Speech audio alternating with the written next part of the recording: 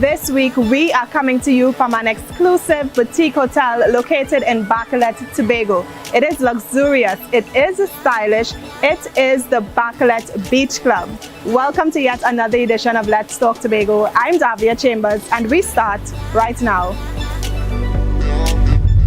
We're happy to share with you ADAP's Life Skills Camp closing, First Citizens Girls First Festival 2023 under the theme Limitless, and participants graduate from a self-defense workshop. All these stories and more when Let's Talk Tobago returns. Stay with us. Tobago Jam is back.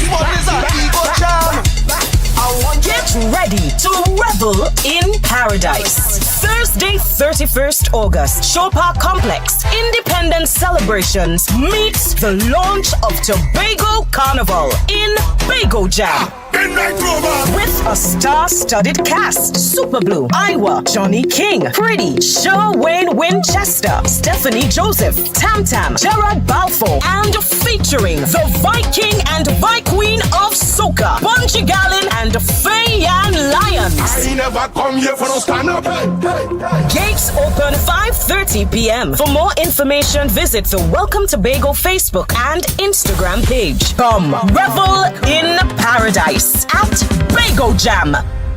Yo, what's up? This is yours truly Positive, and you're locked on to Let's Talk Tobago. Easy, bless. We all want our children to contribute positively to society, right? Well, some youngsters in Tobago got the opportunity to learn how to make healthy life choices through the ADAP's Life Skill Camp. Omadara Mills has more in this story. Lung cancer and bad breath are just a few symptoms. Negative repercussions when you do drugs. Marijuana is no better, you see. It's almost as healthy as smoking a dead tree. Alcohol is not a good remedy. Going through withdrawals can leave you depressed or angry. But the teenagers here all know the answer to this question is my identity. I am drug-free and healthy. Aisha Kajo is one of just over 40 graduates of the Alcohol and Drug Abuse Prevention Program's Life Skills Camp for youths ages 7 to 16 years. During the My Identity, I Am Drug-Free and Healthy 2-week camp, young people engaged in topics such as substance misuse, financial literacy, healthy eating habits, and physical education activities. ADA hopes that our campers, as a result of this camp, would use the knowledge they have received and the skills they have developed to not only resist substance use, but to make healthy and positive life choices now and in the future. I appreciate this camp for teaching us to not take drugs or alcohol because that is bad for our system. And some people can be pressured to do those things, and as we are moving into high school, it is good that we are told to not get forced into doing it or persuade into doing bad things, because you can grow up to be a bad person and end up in jail. The decisions that you are helping them to make now are the decisions that will determine whether they are successful, whether it's C, whether it is CXC, whether it is later down in life. The things that you've taught them in even this short period will make a big difference in whether they become successful or not. ADAP's Life Skills Camp was first held in 2016. Over the years, hundreds of children have been educated on the dangers of substance misuse. Instead, they are encouraged to make choices that allow them to grow into wholesome adults. I'm Omadara Mills for Let's Talk Tobago.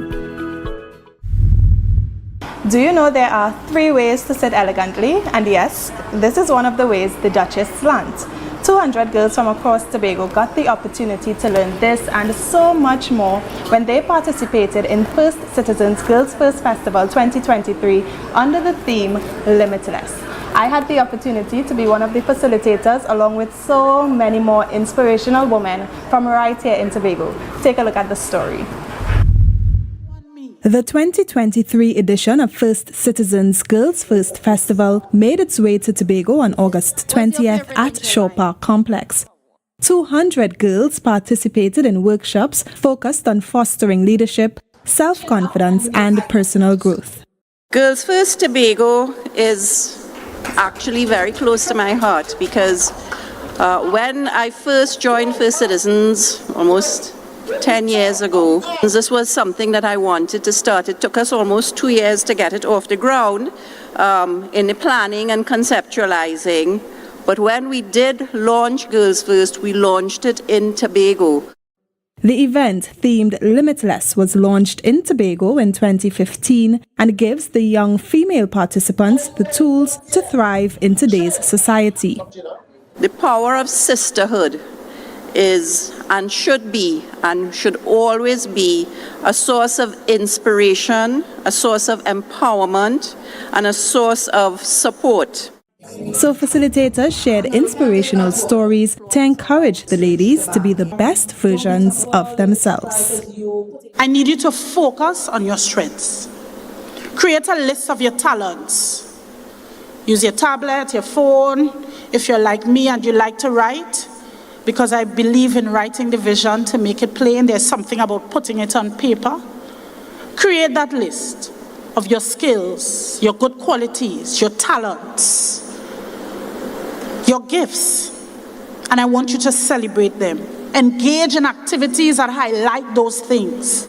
You have within you every single capacity, every competency, every power that you will ever need to accomplish anything in this life. I want to share 3 things with you. The first is the power of your creative ability. The second thing is the power of using your own voice. The third thing is the power of taking courage.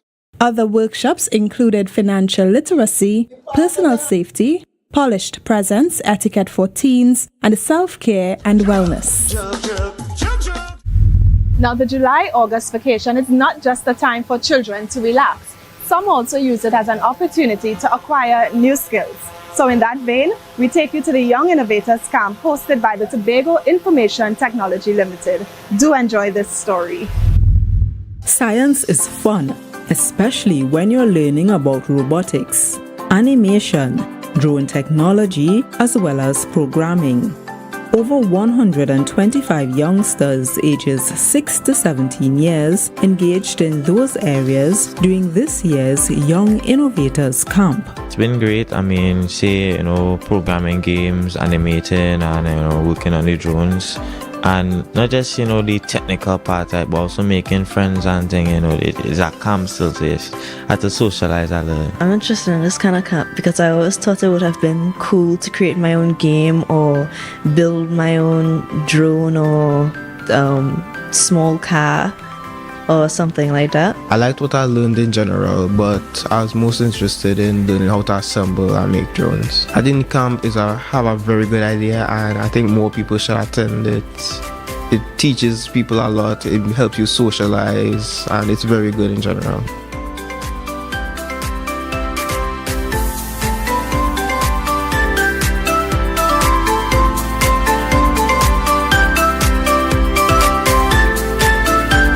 The STEM field drives innovation and technological advancement.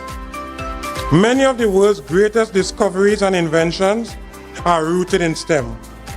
Problem solving, STEM emphasizes critical thinking, and we've all seen over the 6 weeks how critically some of the students here think. Global competitiveness, our aim is to ensure that Tobago increases its global competitive index, and this is a part of it. Yes, it's very important that we allow our students to be involved in camps like these. It allows them to explore their creativity and to become aware of other job opportunities other than the traditional jobs that we are used to. There are so many students who are good at working with their hands, at being artistic, and this is the avenue for them to be able to become exposed and to explore such job out there in the international markets as well, and even here in the local markets as well. This year, organizers facilitated 2 cohorts of children over a 6-week period from July to August at TITL's head office in Signal Hill. I'm Amadara Mills for Let's Talk Tobago. So we have to take a break right now, but when we return, we have more stories to share with you. Stay with us because Let's Talk Tobago will be right back. Bacalan Beach Club is an exclusive boutique hotel where its owners have created a stylish retreat. This delightful hotel shares a commitment to luxury and personal service, while its intimate size encourages a particularly warm and friendly atmosphere. Sensibly located to suit a particular need of comfort, paired with master rooms designed for royalty and style.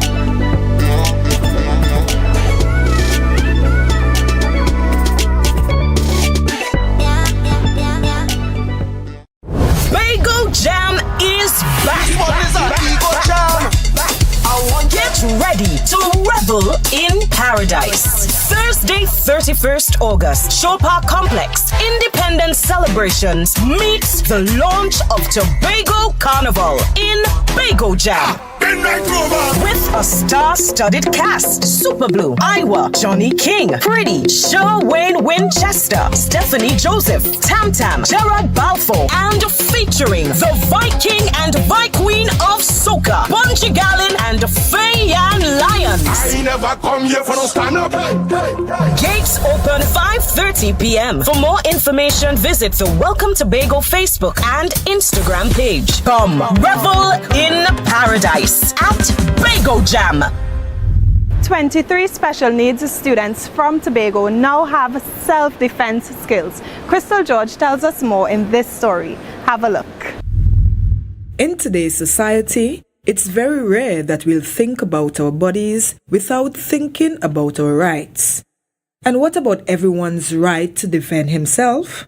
Hosted by the Gender Affairs Department in the Division of Health, Wellness and Social Services and the UN Spotlight, persons living with disabilities had the opportunity to participate in My Body, My Rights self-defense camp. These 2 past weeks of this camp, defense camp, I learned a lot. I trust me, I been blown. Sometimes a little bit challenging, but through it all, we do our best that we can. I want to thank the Miss Dr. Dillon and the caregivers. I love to see the caregivers participating to this event. In the end, 23 special needs students from TechVoc, Happy Haven, and the Tobago School for the Deaf and Language Impaired graduated with skills in martial arts and self-defense. Now, they are better equipped and more confident in their skills and abilities. It is imperative that persons of all abilities learn how to manage conflict and protect themselves. Similar to the rest of the population, persons with disabilities have the right and, in fact, need to learn to defend themselves because of their vulnerabilities. We've actually made it our business to be as inclusive as possible as it relates to individuals who are dealing with disabilities. And we are planning to take it even further because I actually have now on my desk a draft of a employment inclusion policy that ensures that the entire Tobago House of Assembly does what it needs to have individuals with disabilities included in our employment practices at the Tobago House of Assembly. The closing ceremony was held at the Office of the Division of Community Development, Youth Development and Sport. I'm Crystal George for Let's Talk Tobago. They say when it's nice, you do it twice. And this is quite evident in our next story as the Maranatha Christian Assembly hosted its 2nd annual Career Youth Fair. Take a look.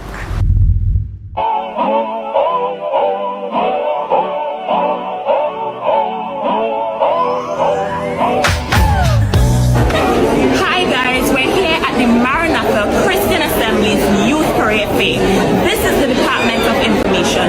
Now come along with us. We're going to show you a little bit about what we do. Come on.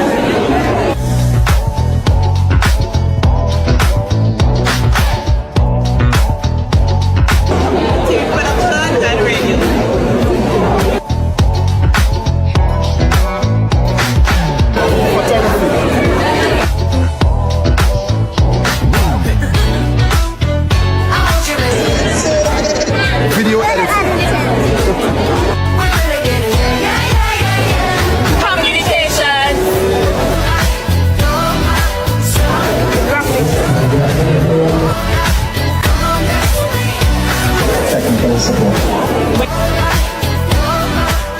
We have got this evening alone over 30 sectors represented, right? And it's a lot of communication, a lot of trying to reach out and at the same time share the dream. It has been a really positive experience and a very good response. Come along with us as we bring you information on the brands represented here today and guidance from the professionals themselves to help you make wise career choices. We're going to a break now, but we'll be right back with more. The Department of Information, we've got you covered. The Department of Information was among the many exhibitors present, and we were able to capture these moments. Choosing the right career is a big decision, so attending a career fair can be a great way to get clarity on what choice to make. The Maranatha Christian Assembly held its second youth career fair, but this time it was a 2-day event which aimed to provide young individuals with valuable insights into various career fields and the opportunity to connect with professionals. The Department of Information, we've got you covered.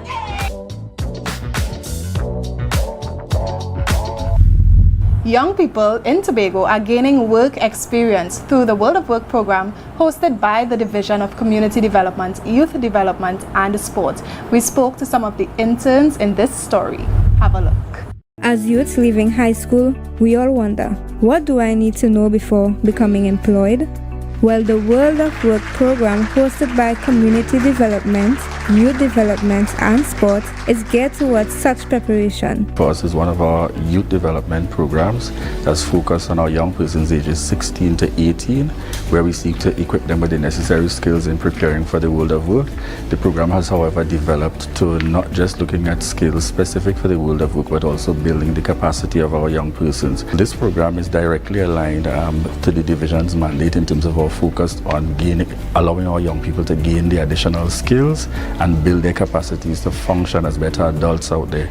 So it gives them that kind of exposure, and that was one of the reasons for expanding the reach to not just look at areas specific to work, but to look at broader areas of training that would also help them to build their overall capacity to really be active contributors in the community going out there beyond the World of Work program. I never knew how to write a resume, and that session helped me to understand and learn the do's and the don'ts of writing a resume and form a cover page. From the program, I would have enjoyed the disaster management. That was when we learned about the CPR, which is cardiopulmonary resuscitation, and the use of an AED, the automated electronic defibrillator, and how important it is to save people's lives. Time management and leadership, public speaking, and communication skills. Those were really impactful to me because honestly, as I was before, I wasn't as confident and I could not speak properly because in the sessions they spoke about communication and public speaking, right? Meaning that you have to project your voice and be confident in what you're saying, command the room and this kind of stuff. This year, for the first time, the program collaborated with Assembly Legislature for a session that speaks to youths about governance. I learned that it has a lot of history in Tobago, and that the late Jefferson Davidson, he was the first presiding officer in the Tobago House of Assembly, and that the James Park is named after APT James. We learned a lot of things, such as how plenary sittings take place in the assembly. We learned about the architecture and the history behind that. I am delighted interacting with this group of young people. They've demonstrated their willingness to learn. Even during the reflection and review sessions, you see that they've grasped certain concepts. They remember certain information historically as well as in terms of the application to our democracy. Very interesting, and I am sure that they will be an asset wherever they're placed. And this is the goal they aimed at, producing young people in Tobago who are prepared to go out to the world of work as a product of Tobago. I am Kianda Orr for Let's Talk Tobago. And that's a wrap. That's how we close this week's edition of Let's Talk Tobago. Thank you so much for joining us. We really hope you enjoyed this episode. Remember to follow us on all of our social media pages. That's Instagram, Twitter, TikTok, and Facebook. On behalf of all of us at the Department of Information, Office of the Chief Secretary, Tobago House of Assembly, we wish you a fantastic week. We'll see you again next week.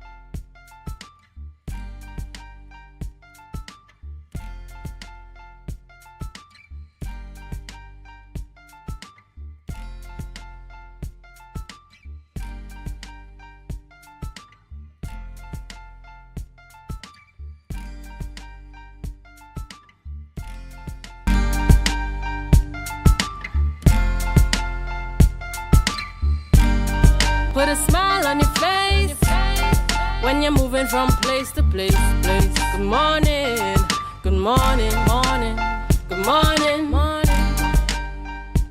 Good morning, viewers. Good morning, viewers. It is 6:56 a.m. and welcome back to the Tobago Updates morning show. It's that kind of Monday, a little rain on the outside. We're here with you. We're just in a few minutes early this morning, but we certainly want to welcome you to the Tobago Updates morning show. And as we continue to give God thanks for life, I am Julian Skeet, and we've got a familiar face back with us this morning. She's out after vacation time. Good morning, and I am Ria Richardson George, and this is the day that the Lord has made, and we will rejoice and be glad in it. Good morning to you, Tobago. Good morning, Trinidad. Those of you in the Caribbean and those of you viewing us on the live. Good morning, and it's good to be back. Julian, how have you been? Welcome back indeed, Ria. You're looking shiny, bright, and viewers, if you get to see the full outfit, we'll leave it there for now. Yes, Ria's come back in that vacation mode, Never sneakers done and all. Certainly, Never done moment. Comfort, it's certainly a good time, and I see we are in our colors, representing those national colors: the red, the white, and the black. the Yes. combination. And they'll even recognize it by the time we get on over to news this morning. Certainly That's right. representative of heading into Independence celebrations taking place on Thursday. So we get started a little early in the mix.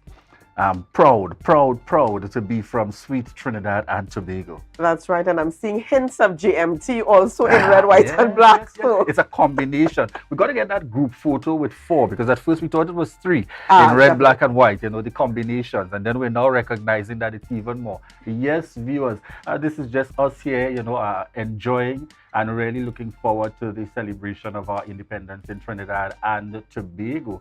As we say, sweet TNT indeed. But at this point, we head straight on over to news in 90 seconds. The news in 90 seconds is brought to you by Flow, working for you on Tobago's newest fiber network. thank you, Julian and Ria. I am Biana Brebner, and here is your news in 90 seconds for Tuesday, 29th August 2023. Opposition Senator David Nakid hold Prime Minister Dr. Keith Rowley and the government responsible for Caribbean Airlines flight disruption affecting over 5,000 passengers. Nakid demands resignation from CAL's board, Dr. Rowley, and Finance Minister Colin Imbert, alleging their rules exacerbated the situation. He urges pilots to align the UNC for a more impactful voice. CAL assures post-disruption normalcy with costs amounting to $15 million. Nakid also questions aircraft procurement and CAL's vice chairman while criticizing the government's neglect of pilot welfare, causing humiliation and professional damage. Chief Secretary Farley Augustine has extended an invitation to all stakeholders for a special consultation this morning to address inter-island transportation issues. Recent challenges on both the air bridge and sea bridge have prompted public concerns. Last Monday, Augustine emphasized the necessity of a meeting to chart the path towards enhanced inter-island travel. The session is set for 9 a.m. at the Mount Irving Bay Hotel with Secretary of Tourism, Culture, Antiquities and Transportation, Tashia Burris, also in attendance. And finally, more time is needed for the report on Paria's diving incident. The Commission of Inquiry investigating the fatal diving accident at Paria Fuel Trading Company Limited in Pointe-à-Pitre has requested a new deadline, seeking until November 30th for the final report. The Commission of Inquiry, which could not meet the initial August 31st deadline, has written to President Christine Kangaloo for an extension. A virtual news conference scheduled for early September will address the queries. The incident on February 25, 2022 claimed 4 lives. Delays stem from responses to Simon's letter and procedural consideration. The Commission of Inquiry aims to maintain fairness and produce a robust, well-insulated report. And that concludes your news in 90 seconds. Tobago, after freeness is more speed and better TV. Get a free Samsung smartphone and free installation, plus 200 megabits per second, Paramount Plus, and more for only $299 with a select 200 plan from Flow. Visit online at discoverflow.co today.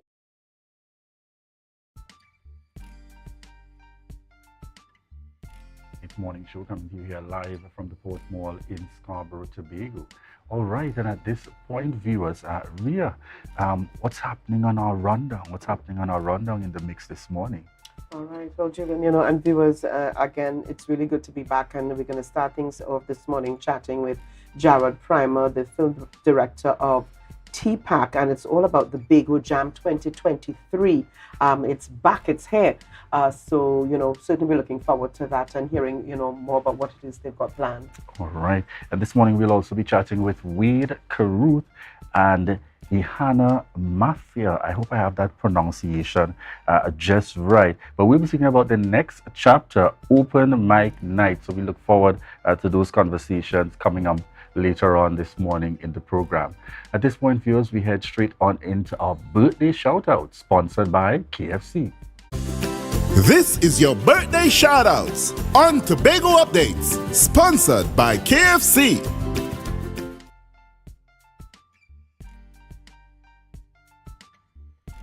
And we get our birthday shout-out started this morning with Kelvon Lewis, wishing you birthday blessings and indeed continued blessings. Someone better known as Salt. All right, wishing you birthday blessings, and we trust that you enjoy the celebrations. And the Kaylan Baker is celebrating her birthday. Kaylan, happy birthday going out to you, and lots of love from the Tobago Updates family. We trust that you enjoy your day. All right, we have on screen here Danae White, and she turns 12.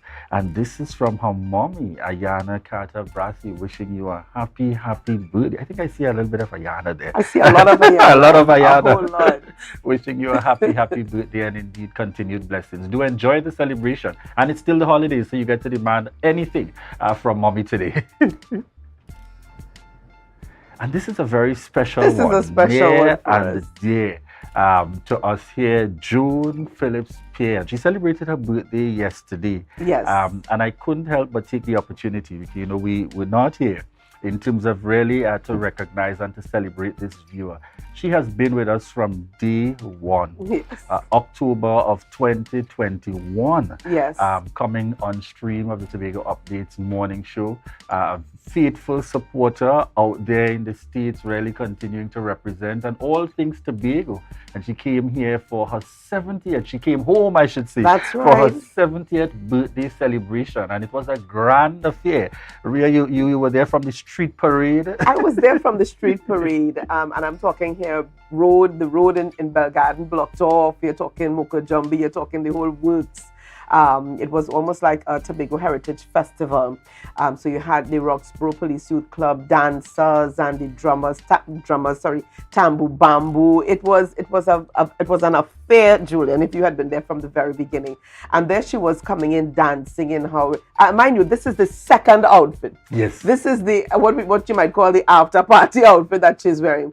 And she was very insistent that we capture the ladies, the pattern at the base of the dress, which is these ladies. If you can full see length, that, full yes, length, full length. She said, please do not please ensure that you get the ladies at the bottom of the dress. And she was there celebrating. Her husband came in and a few friends from the US, but certainly her family and friends were out in their numbers. And she said, you can't bust the bar. Not at all, not at all. True harvest style, food and drink galore. Yes. And we really want to send out birthday greetings to you, blessings indeed. Definitely. Because I think it's one thing to get to 70, and then it's one thing to get to 70 and be as energized as Auntie Joan. That's right. Healthy and well and, able to celebrate. So we congratulate you. We thank God for your life. 70 again is 70, and God is adding every other day, is an additional day to be blessed. So certainly, and we were indeed happy to be able to share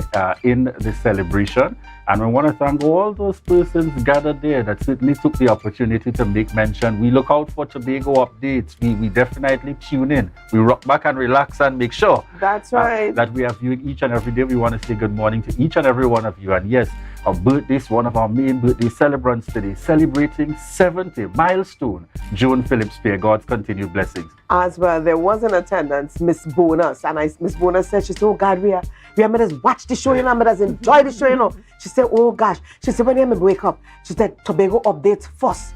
So to Miss Bonus certainly of Belgarden Bay Road, good morning to you. A special good morning to Miss Bonus, and we trust that you continue to stay locked on to the Tobago Updates television station. All right. So thank you very much there indeed. And I got a mention very quickly in the mix this morning. I was of the opinion that Carl was back to normal in terms of its operation, but there appears still to be challenges as we speak. There are scores of passengers gathered in Trinidad at Piaco, awaiting what Carl has described come back for a 10 a.m. call. People still cannot get tickets. People still cannot even purchase a ticket to be able to get on standby. What's happening, Carl?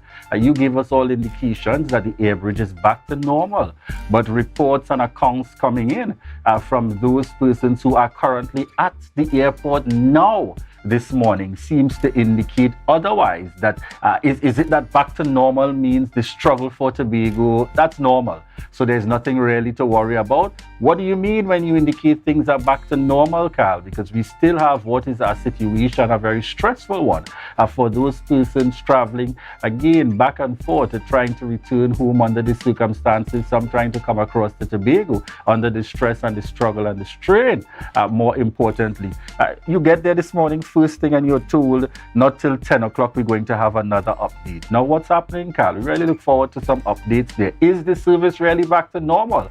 Or is it that no real courtesy for Tobago is the norm for Carl? Very unfortunate this morning, and we're hoping that we'd be able to get some updates from Caribbean Airlines. Well, Julian, this problem has been going on for such a long time. Maybe this is Carl's normal, because this seems very normal to me. There are certain times of the year that you're unable to travel via boat or plane. You're stranded wherever you are. So this seems to be Carl's normal. All right. So you're saying Carl said that things are back to normal and you're not seeing the normal. This is probably the normal that Carl is referring to. Very unfortunate in the circumstances, but we continue to hope for the very best. And more importantly, the powers that be, we're calling on you. We're calling on you to really work on the situation and to have it corrected. We want to know that when things are fixed, it's not just for the international and regional side, but it's also for the domestic side and travel between Trinidad and Tobago. All right, viewers, at this point, we head straight on over to Tobago in Focus.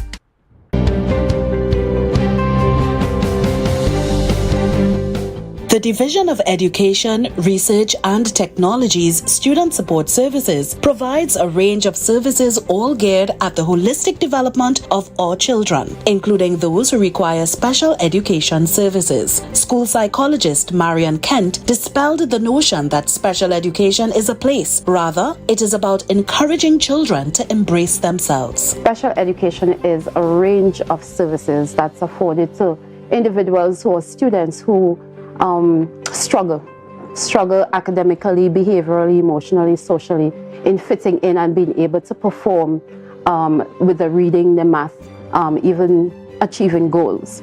Assistant Education Coordinator Susan Grant explained that a child with special needs or one requiring special education services are not limited to academic shortcomings. It also includes children who are creative or exceptional. Special needs is not only what we see or the obvious. We have to talk about those who are the exception, who are brilliant and are moving ahead of our mainstream curriculum, and those who, because of circumstances, may end up needing specialized services. Providing the best services for our children is the department's top priority and often requires collaboration with other divisions and agencies. However, the most important partnership is with the family.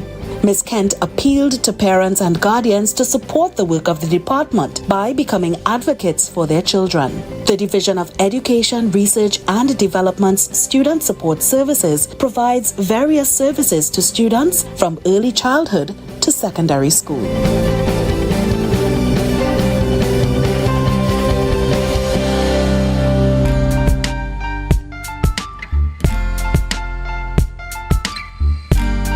Put a smile on your face when you're moving from place to place. Good morning, good morning, morning, good morning, morning. Good morning, viewers. It's about 7:11 a.m. this morning, and welcome back to the Tobago Updates morning show, coming to you here live from the Port Mall in Scarborough, Tobago. In this segment, viewers, we have on with us Jared Primer, film director at TPAC, the Tobago Performing Arts Company. Good morning to you and welcome, sir. Good morning, Julian. Happy to be here. All right, and we're happy to have you indeed. This morning, we're talking Bago Jam. Yes. And this is our second time around. So let's just start by getting a little synopsis for those who missed out on the excitement and energy of 2022. Tell us, how would you sum up that experience that took place last year? Well, I'm happy you said that, because those who missed out missed a treat. Full Carnival energy. Tobago Carnival started with a bang last year with Bago Jam. And we are launching Carnival again this year. And we're talking full Carnival City in Shaw Park grounds. We're talking pan performances. We're talking cultural characters.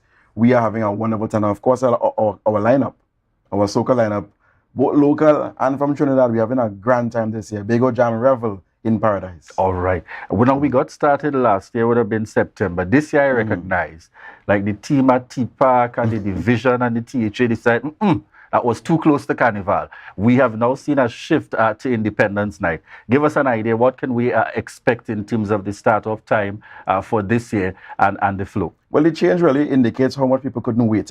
So that's always important to say that. You know, and it was really an interesting marriage to bring independence celebrations and the launch of Carnival together. Of course, we're celebrating our 61st, celebrating, of course, our rights, our freedoms. And Tobago's taken a very unique step forward with this Carnival, this Tobago Carnival, and we thought it best, let's marry the two together. Let us revel in paradise and celebrate our independence together.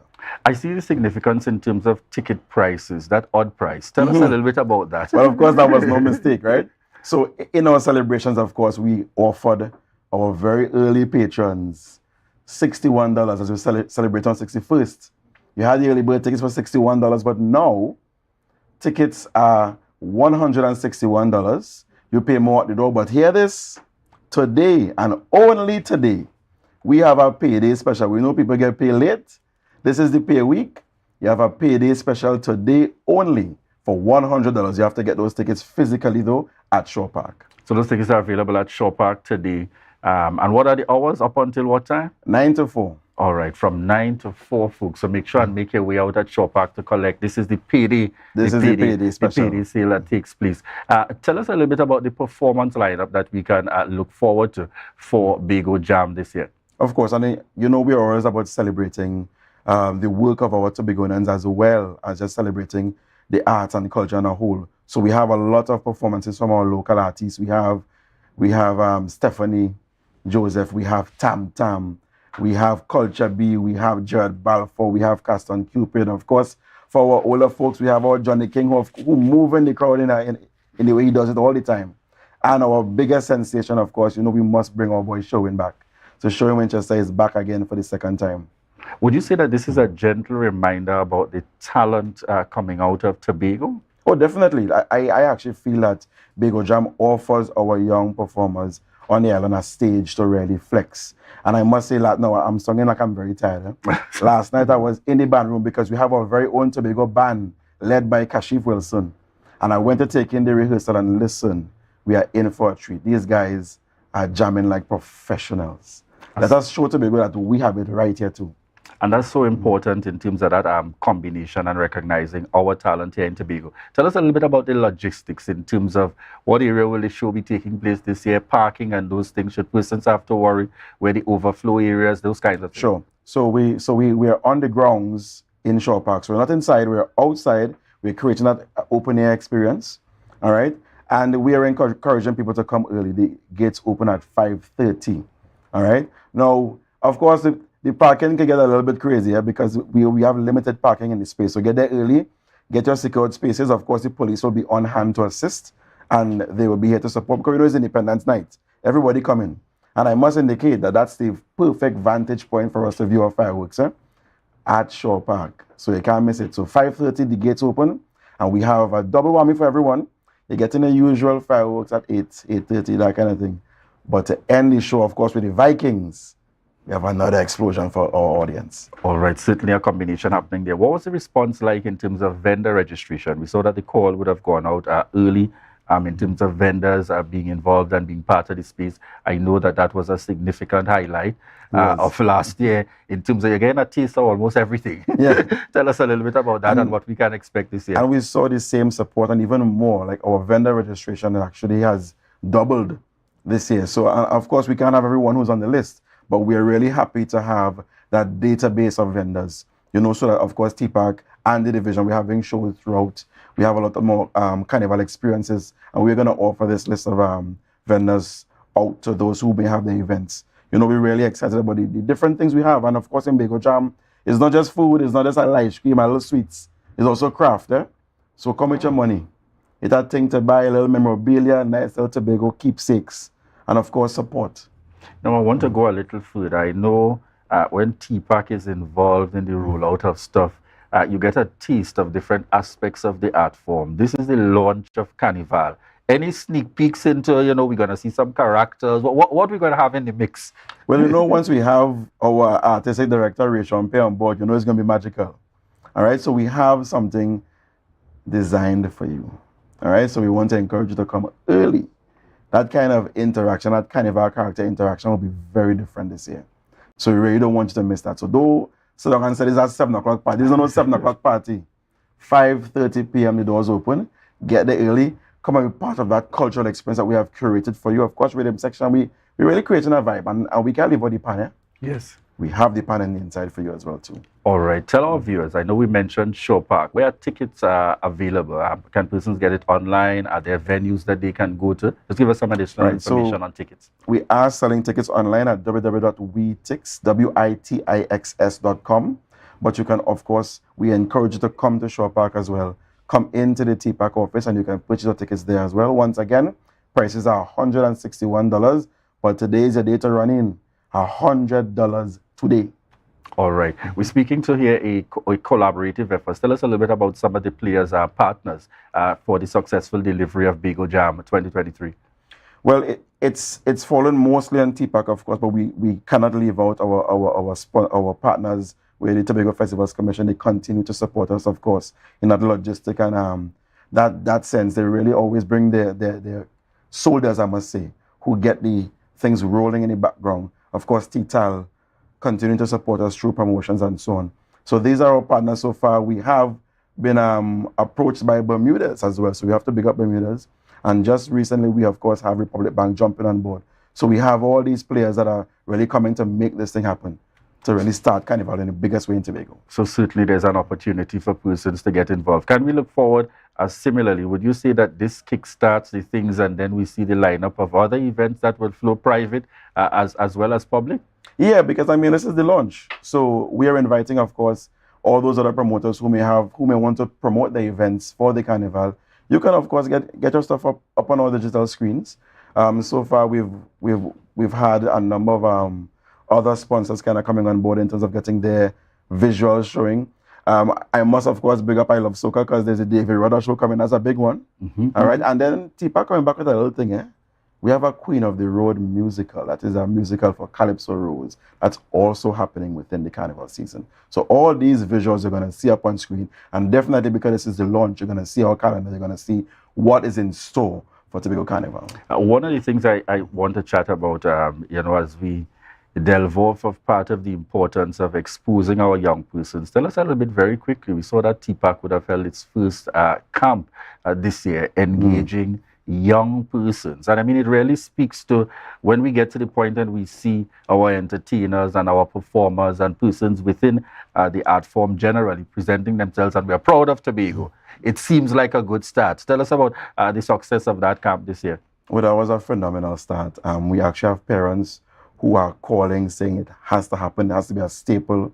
My daughter was crying the next day because she couldn't believe I have no camp today. Oh my goodness. It was really great. We saw a lot of talent. The kids in 2 weeks and what the TPAC staff, the residents, and of course the creative team were able to do in 2 weeks with these kids. Now Tobago's in good hands. We see some soca artists coming out of there too.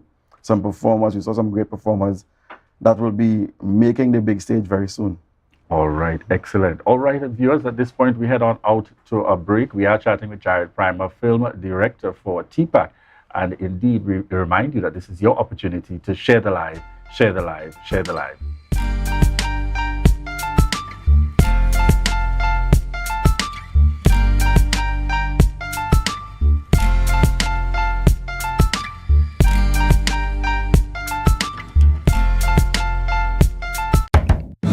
From the experts that created the Zinger sandwich comes the KFC Crispy Barbecue Zinger.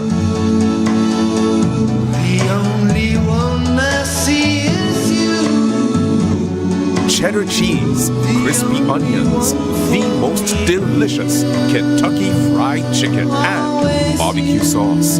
Get ready for a whole new level of flavor.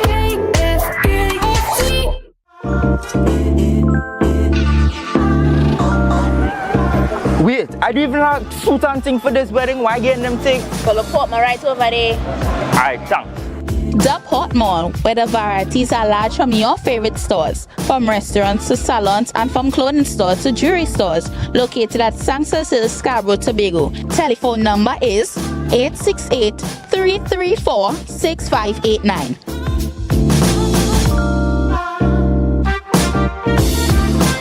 Wow. I didn't expect to see you here. Look good. Thanks. It's all because of you and Port Mall.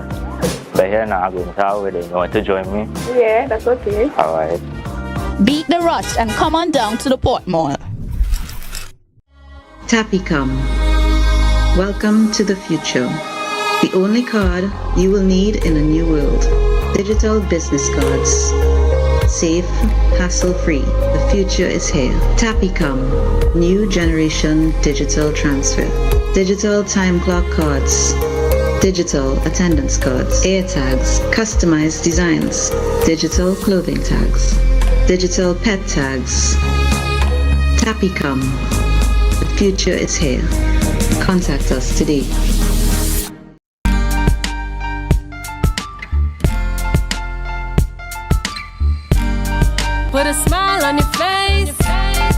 When you're moving from place to place. Good morning, good morning, morning, good morning. Good morning, viewers, and welcome back to the Tobago Updates morning show, coming to you here live from the Port Mall in Scarborough, Tobago.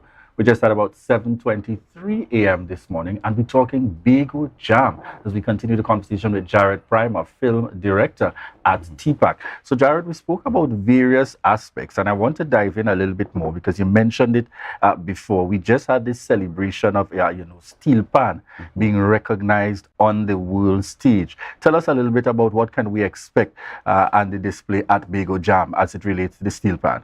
So, of course, we cannot launch Carnival and not have pan on the inside. I must big up, of course, OJ Richards, who is the orchestra coordinator, who is really guiding and curating this experience for us. Right, so we're going to feature our champions, our Uptown Fascinators. They will be there live. And then we have a little bit of a pan mix, a little pan clash for you. So we're going to see Leandro Nora. We're going to see, of course, Kirsch Ramsey. We're going to see Shaquille Brooms. And they're going to take us through the years of Calypso. Well, that's an interesting combination. So the music will give that blend, and you see, take through the years, and I see the reactions coming from soca lovers from way back. Not them who just come, but from way back. Those who have an appreciation for our soca music and our art form. And it's really Julian, because Bago Jam is for everyone. Eh? It's a full event for the young, the medium like us, and the not so young. So we have something for everyone. All right, certainly. So again, just remind our viewers for me the lineup that we can look forward to in terms of entertainers. Sure, and I want to read it up because I want to big up my Tobago people. So we have Johnny King, Gerard Balfour, Tam Tam, Stephanie Joseph, Caston Cupid, Chalma John, Culture B, and of course we're taking it up. We're going with Sherwin, Iowa George, Pretty, Super Blue, and the Vikings, who ain't coming for no stand up. They are excited. All right, certainly in terms of the combination and the lineup happening here at Bago Jam. And when does this take place? The start time, gates open. Just remind of yours. So we're going again, Bago Jam. Let's revel in paradise together, Julian. And we are there Independence Night at Shaw Park Grounds. We're starting at 5:30. Come early. We have a full carnival experience for you at the gates as the gates open at 5:30. Tickets are $161. Of course, expect to pay more at the gates. But don't miss today. Today we have our payday special. All right. $100. And where do we get tickets? Where do persons get tickets? Tickets, of course, are at Shaw Park. You come to the TPAC office from 9 to 4. You get your tickets, $100 today. Of course, after today, you go back to $161, celebrating our independence with the 61. All right. So just as we dive off of, so Bago Jam, as we say, is in the immediate lineup with regards to TPAC. I want you to tell us a little bit, for the benefit of our viewers, and you see some acts from time to time. If we look at the last year and the outreach, and I have to go back, I didn't get a chance to chat with you all after it took place in terms of the play and so on. And I want to touch a little bit on the work of that's happening out of the Tobago Performing Arts Company. Tell us a little bit about the possibilities of seeing that very last grand edition and the hopes for a bigger stage. But tell us a little bit about the success of that execution. Oh, Once on This Island? Once on This Island. All right. So, well, unfortunately, Once on This Island, that was the last run of Once on This Island. All right. And of course, for all the different reasons, we are very sad that we're unable to bring it back to the public. If those of you who missed it, you missed a truly magical musical experience. There are people who don't really know the length and breadth that theater can take us. That show was definitely an experience. It was definitely an example of the work that we can do here in Tobago. But of course, TPAC, we're not going to stop there. We're going to go even further. Our next musical production, Queen of the Road, and we are celebrating Calypso Rose. Right, we had a wonderful showing when they did a bit of a soft experience of it in Canada this year. We're bringing it right back home to Tobago. And that is going to be one of the biggest staples. Because, of course, we're talking about Tobago Carnival. We want to give the audience a full range of things. It's more than just fit.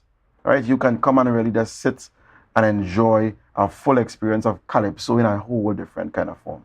Would you say that this is a critical in terms of our landscape so that people recognize, how diverse we are as a people in terms of even across our cultural art forms, so that some people hear Carnival and some just think about parties and band launch, but it's much more than that in the Tobago space, and TPAC has been very instrumental in really bringing this into focus? No, definitely it is, and I think that's one of the things that would make our Carnival unique, diving into these elements. Not just the fete, and we have those things. We have the fete, And I have to big up my mud and mud crew. We have the mud. We have all those experiences. But we are known for our traditions and our culture. And we want to let our carnival be infused with these things. So we have to have these events that teach, that educate, and also entertain as well. Tell us a little bit about, as well, in terms of the exposure that has happened with our young persons. We knew that TPAC took on in terms of new persons. Well, I refer to them as interns. What's the correct term?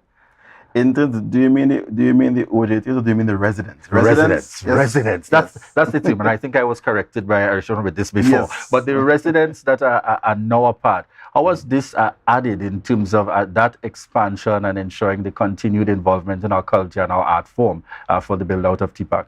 Well, of course, this is a new thing for Tobago, and we understand that, right? But of course, it's not new abroad. So that idea of having a residency of trained professionals who will move from just having the training inside to really exposing the rest of Tobago, teaching and enhancing the rest of Tobago, and of course, making way.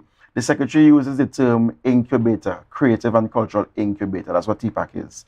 So we're expecting a continuous movement of people coming in, charging up, and then going out and shaping the world, of course, wearing the flag of Trinidad and Tobago on their backs. And, you know, there was a time where it is, and if we go back to our university days, you know, you're pursuing studies in the area of the arts and so on, and then you're not too sure where in Tobago I'm actually going to gain some kind of employment. What would be your message for those younger persons who are now, you know, in the art form, so probably questioning themselves whether or not this is something I want to do, or I probably want to go in another area, and then I recognize, hey, this is not what I want. What I really want is performing arts. What would be your words of encouragement for them now as we see this kind of build out happening with the Tobago Performing Arts Company? Well, what you just did there is tell my story, because I mean, you know me, I actually went into physiotherapy and shifted midway into theater. The arts is a calling. And I would say to anyone else, answer the call. Answer the call, and TPAC is actually here to help you find your path, because we have a number of different talents. People who are heavy TikTokers and all different things, they are using the arts in their own way. What TPAC does is help you to create your art in your way. So answer the call, and TPAC is here to guide you as well. All right. Tell us a little bit about contact information, persons wanting to reach out and to connect, because I know TPAC operates in a mode where it is, I feel like you can meet you all anywhere, anytime when you're out liming as a group and as a team, but that kind of togetherness and the spirit, how do persons reach out and make communications with TPAC?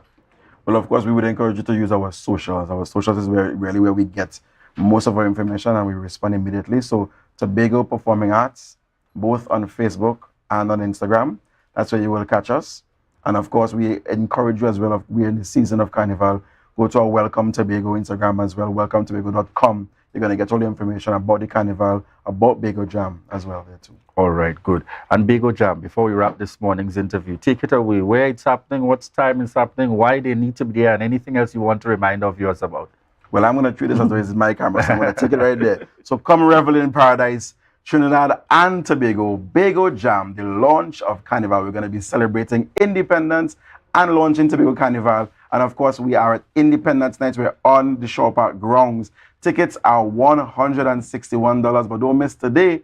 Today's $100 a payday special. And we have a full Tobago lineup of acts. We also have our Vikings. We have a pan explosion. We have fireworks. So it's fun, fit, and fireworks.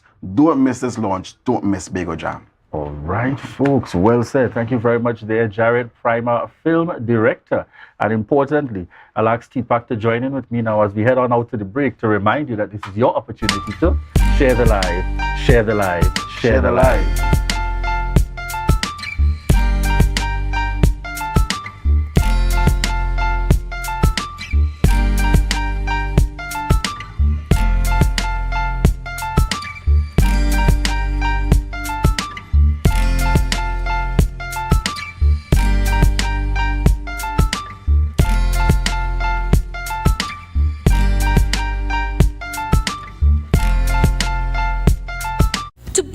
Glass Supplies has been a leading name for over 37 years in the glass and aluminum market in Tobago. We provide an extensive range of high-quality, innovative aluminum and glass products for commercial and residential use. Competitive prices with superior and professional services by committed employees who are guided by rigid quality standards. Tobago Glass Supplies specializes in the manufacture and installation of glass and aluminum products that are essential to today's homeowners and the business environment. We are engaged in marketing, sales, and installation of a variety of products. These ranges from windows and doors to necessities such as mirrors for homes and vehicles, designed and manufactured in-house or imported.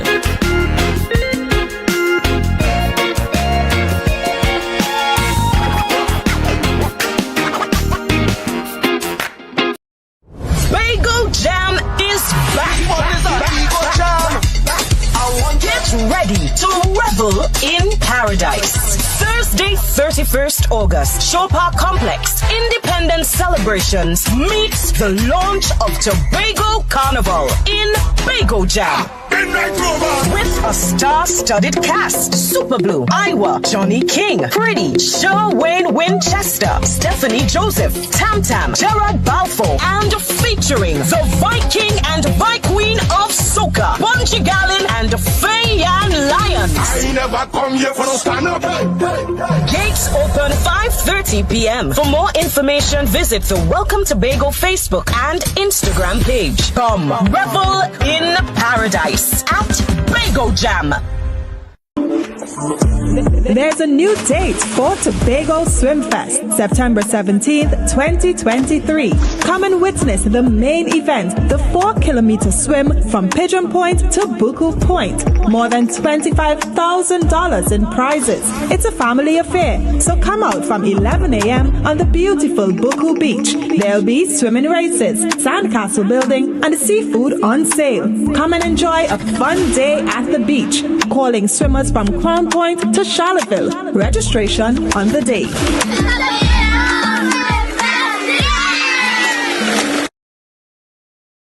MI4 Security Services Company is the most advanced security service in Tobago.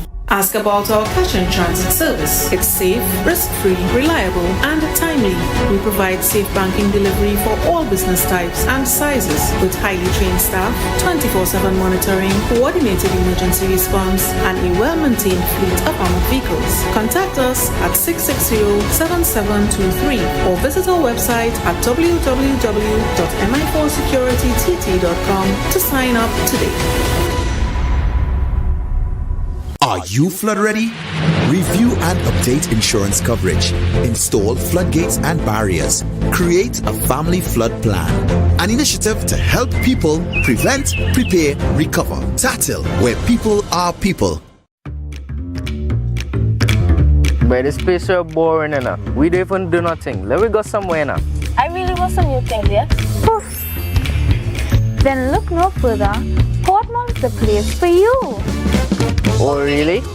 Yes, you can have anything that your heart desires. Take a look for yourselves. A world of endless opportunities. Feeling hungry? Go get something to eat. Books and stationeries, games, and much more. Portmore, the island's beat.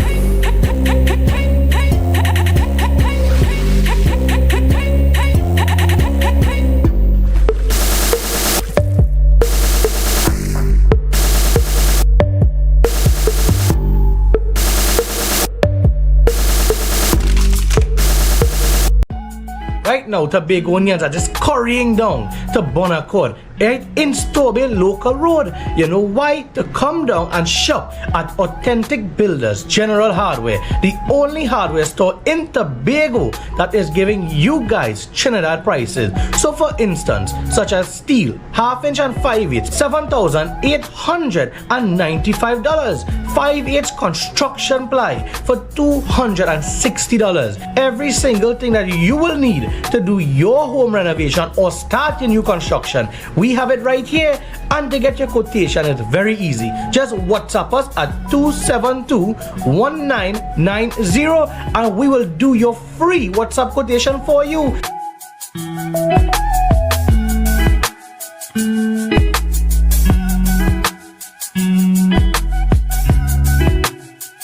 Jimmy's Holiday Resorts has 1, 2, and 3 bedroom, fully self-contained apartments located at the heart of Crown Point. Minutes walk to the popular beaches, restaurants, bars, and the airport. Enjoy our amazing amenities such as fully equipped apartments, complete with Wi-Fi, AC, TV, and a pool, and a mini-mart on the compound. Call 639-8292 or 8929. Jimmy's Holiday Resorts is your family's home away from home. Summerama, real steam for the summer at Standard. Is a dream for the summer. Dreamy, steamy, Standard. What you have? What you have? All the best deals, no drama. Standard be beat like a hammer. Go tell your friend, tell your papa, tell your mama. We got more, we got more. Standards have what you're searching for. Quality brand, discounts galore. New things for the summer, online in store. Summertime is here, so make the most out of it at Standard. Never beating on quality and price. It nice.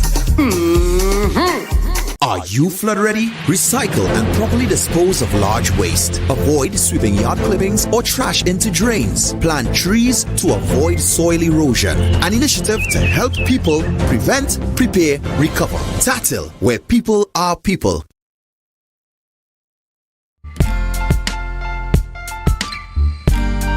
Put a smile on your face when you're moving from place to place. Good morning, good morning, morning, good morning, morning.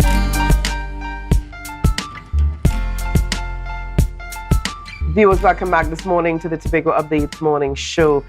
This morning we're chatting with Wade Carruth, who is the Assistant Treasurer for the Tobago Writers Guild. Along with him this morning, a vocalist and recording artist and guest artist, Hannah Mafia.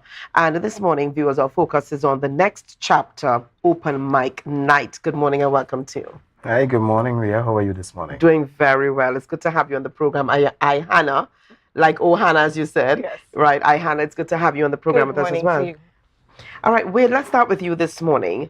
We're talking about the Tobago Writers Guild. Remind our viewers this morning of what the Writers Guild is all about and what it seeks to accomplish. Absolutely. Well, the Tobago Writers Guild is almost, you could say, long-standing part of the Tobago community, where a lot of writers and even the diaspora get a community to voice their creative work. A lot of books, even a book has been published by the Writers Guild, which is entitled Tobago. It's a combination of different authors together into one book. Now, the Writers Guild is not what we're here to talk about today. The Writers Guild is our parent company, or parent, let's say, organization. But today we're ready to introduce the people further into the next chapter. All right. So the next chapter is a part of the Writers Guild, but separate. Yes, indeed. As I say, the Writers Guild is really for writers, but we needed a space for performers because there are the other part of the creative sector. Correct. Right. Indeed. So we have decided, I guess, collectively that the Writers Guild needed that other organization to help fund the performers in. So this is where the next chapter comes in, which is our open mic forum. It is Tobago's premier open mic forum. We have had 6 seasons running already, and we're going to get back into it, even with a bigger drive of building the community. Okay. So we're relaunching with an event on August 31st, which is Independence Night. So for all those that maybe might not be going to Bago Jam, for all the artists that might not be performing at Bago Jam, we are creating a space for them to come and for the Tobagonians to come and enjoy their own in the midst of the fireworks. All right. And let's start a little bit here with Ihana Mafia, very unique name. Tell us how you started with this open mic. How did you start? Was it through poetry? Where did you start? At what age did you start? Okay, I started writing poetry at about the age of 11. However, I have never shared it with anyone. You kept it a secret. It was my way of healing, venting, you know, that sort of thing. In 2020, I met with Rudwan. He is Rodney Piggott of the Tobago Writers Guild. Yes. He is very open on the Facebook space, and I follow his poetry. I reached out to him with some of my own, and he told me about the open mic that was held at Apex. Came down that night, and I performed one piece. I spent like 5 to 10 minutes in the toilet doing this over, saying, "Oh my gosh, are you sure you're going to do this?" But yeah. Was this your way of, getting your courage together to be able to go face the public? That was my way. He even gave me a small run through on the Esplanade, because I really did not think I could share this with anyone. I didn't know how people would receive it. But what I have come to understand... Question, how did they receive it that night? Listen, the ambience at the Apex was different. It was a different crowd. They were more welcoming. Yeah, the snapping of the fingers. Yeah, listen, I made a mistake. They probably didn't even know obvious. And they were just fire. No. We are so proud to see how far Ayana has grown as an artist even since then. And her courage and her writing skills. She is really a very dynamic performer. And I could say, not to say that we have birthed her, but she's part of our community. And this is the intention, that we could help artists from various ages come together and grow to the stance that maybe Ayana is heading to and is at this moment. No, and I like what you said there, giving that platform, giving that platform to persons like Ayana, who were nervous and didn't feel that they would have been able to share with the public. You said that you've been writing since you were 11. You're no longer 11. I don't want to calculate how many years have gone by thus far. But over the years, how would you say that you've grown as a performer, as an entertainer, as an artist, in terms of the first piece that you would have shared, and now, to now? Sharing my first piece, like I told you, I would have gone through the whole toilet issue, all that, come back out. Now, I am vocal. Your name is called. Open. I am like, yeah, let's do this. I'm outside. Yeah. Before, goosebumps, the butterflies, oh my God, am I good enough? Wow. Yeah. How would they accept it? And I've realized that you do you.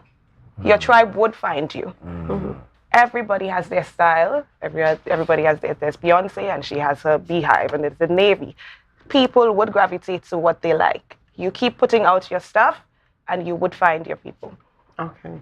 And I want you to share with us this morning, I want each of you to share with us maybe a piece that you hold dear. And I know I'm putting you on the spot, but I'm assuming here that because it's your piece, that you're passionate about it and it's at your fingertips. So I want you to give our viewers this morning to maybe just share a couple verses, a couple lines of a piece that means, something. Well, I guess all your pieces would mean something to you, but a piece that means something special to you. Okay, at present, I released my first song on the 2nd of August. That would be Karma. So you moved from poetry to singing, yes. To singing? Yes, I'm a vocalist, recording artist. So most people don't know that Karma, the song, would have started as Karma, the spoken word. So I would give you guys the first 2 stanzas of that poem. Karma is only a witch till she comes for you. Then her name change, so strange. You call that witch voodoo? Who do they do? Put a price on my head. Left me for dead, no water fed. Rock stone was my bed. In chains and shackles, ropes and tackles. Tried to move, but they rattled in my mind. Someone cackled. Do you hear laughter, Ramses? I seized by the threes. Guess it's true what they said, that before you be dead, You see what you lived. Please, Father, forgive. Page after page shows the reaper in rage. My story unfolds as he yanks the blindfolds off my eyes so I see. Come face to face with the pre. Why me? The plea. I just wanted to be. Then be, said he. If you want to hear the rest, you got to come through to the open mic on Independence Night. So that was a taste. Yes. And I'm intrigued because part of me wants to hear the music to this. I want to hear the song to Karma. Yes. But I guess you can find Karma on YouTube at iHana Mafia. It's on my Facebook at the same name. Mm-hmm. It's on all streaming platforms, Spotify, AudioMac, everything. Look it up. Look for it by name, iHana Mafia, Karma. All right. And we're gonna pause. We're gonna wait for you till we're wrapping up. You're gonna you still have some time to susu me. All right. But in terms of wait, and Hannah, tell us about some of the other artists that we can expect to see on that night. Well, Tobago has a plethora of creative artists. You can expect to see artists like the case of Banner. I don't know when last you've seen Junior Banner, but Banner is supposed to make an appearance. We have Aniqua. I know you might be familiar with Good Morning, Aniqua. We have Xavier Edwards, who is also a great member of the Next Chapter. Right. So as I say, we really just want to build a community. We have Royal, who is supposed to be carded to perform. So look out for a performance by Royal. We have Ayana Mafia, who is going to be one of our headline artists of that evening. We have, I don't know of Iona. I don't know. She's a young lady by the name of Ioma Strong George. Let's just call her Ioma. She is almost 16. The Afrobeats empress of Tobago right now. Yeah, so I like that. this is a young lady She's who only is 15. She's rising up, and I actually had the privilege of working with her. You teach her at a school at Mason Secondary, and she is willing. We had a little open mic at the school as well, and she will come out every lunchtime and perform a song or two. So we can look out for Ioma as well. I could go on, And I realize here that there is a platform for a lot of the young people. Absolutely. You're creating a space for the young generation. Exactly. Friendly, parent-friendly, happy, nice family environment where you can grow, feel that nature and grow. All right. Remind us again of when all of this is taking place. August 31st, and it's going to be monthly going forward. It's August 31st at the Scarborough Library Amphitheater. Right, and it's starting at 6:30. Show starts at 7. We'll have an intermission for the fireworks where you can buy food and drink, and the show wraps up about 10. I know a lot of persons are asking, where is the amphitheater? Now that is a generation. If you've got to ask, then you're very young. So let's. Good. I mean, I wouldn't question where the amphitheater because I'm well in that era. I know where that, but right. For all those that might not know, the Tobago has a beautiful space in the form of the Scarborough Library, and right behind the Scarborough Library, there's an outdoor theater area where we will have our open mic event, and hopefully you'll get familiar with your Tobago space a little more. That's right. You can see stone benches and everything, and that's where they're going to be having it. Yes. So the public is being invited. So there's no cost attached because it's open. Yes. All right, and it's, you get to enjoy all of the elements and you get to enjoy the fireworks. You'll be right under the fireworks, in fact. So, and this is not just for the young generation, but this is for anyone. We have some Calypsonians coming through to grace the stage as well. They come through ever so often, and they've decided to come through this one as well. So I'm not sure their ages, but these men are well ripe. How is the Next Chapter preparing for the young people at school? You mentioned a young woman who's going to be on the program, on the lineup, 15 or 16 years old. How do you create that space or create or extend the opportunity for those 13, 14-year-old writers who do not know about the Writers Guild, who do not know about the Next Chapter? How can they be made aware? Right. So there is also a program called the First Mic, which is an open mic forum and community developed for children aged 7 to 14. Hosted by a child aged 7 to 14. Performances will be children aged 7 to 14. So this is a space where their parents are, of course, guided, but this is really their platform. So the First Mic, and they can look out for that through the Tobago Writers Guild. Some more information should be available on the social media handles, etc. Also, you could follow the next chapter on Facebook and on IG, well, Instagram. Right. And this has happened before. Yes, yes. This is not, well, it is something that's ongoing, but it's growing at the same time. Right. So the first mic has happened, let's say, I think this is on its 3rd season. So we've had 3 competitive seasons where different young people have went through the hosting period. It happened at the Scarborough Library in one of their playrooms. So thankfully, we are grateful for the Scarborough Library for their continued partnership. And they do a lot for us, the library services. Okay, I see Rodney Piggott is on our live and he's saying big ups the next chapter and the first mic. The open mic spaces for writers and performers from 7 years to 107. Oh, wow. Well, you see, there you go. That's the truth. Well, thank you so much. Thank you so much there, Rodney Piggott, for adding your 2 cents to the interview. Thank you so much. So again, this is a plea, this is a call for all of Tobago to get involved, all of Tobago. A nice family event, family affair on Independence Night from 7 p.m. at the Tobago Amphitheater. And if you're not sure, young person, if you're not sure where to ask your parents, they would know where the amphitheater is, okay? Put it in your Waze, in your Google Maps. That's your trust Waze. Okay, I don't trust Waze, but ask your grandparents, trust them, yeah. All right. Now, Wade, even as we're wrapping up here this morning with you, we want to get a taste of what it is you have to offer. And Hannah did share her piece on, we just heard from it. Karma. And I'm trying not to forget because the words were so profound. Karma really is what you put out there is what you get back. But before we ask you, what inspired that piece, Ayana? Everybody has their moment of shedding where they have to face their own darkness, the consequences of their actions. And I had a very emotional time in the last 5 years before I got to this point where I'm rebirthing and rising again. To face yourself is a very hard thing. Very difficult. But it's a very necessary evil that you have to do. At the end of it all, I vented. I put it out into words and I let it go. Well, I didn't let it go because now I made it into a song. But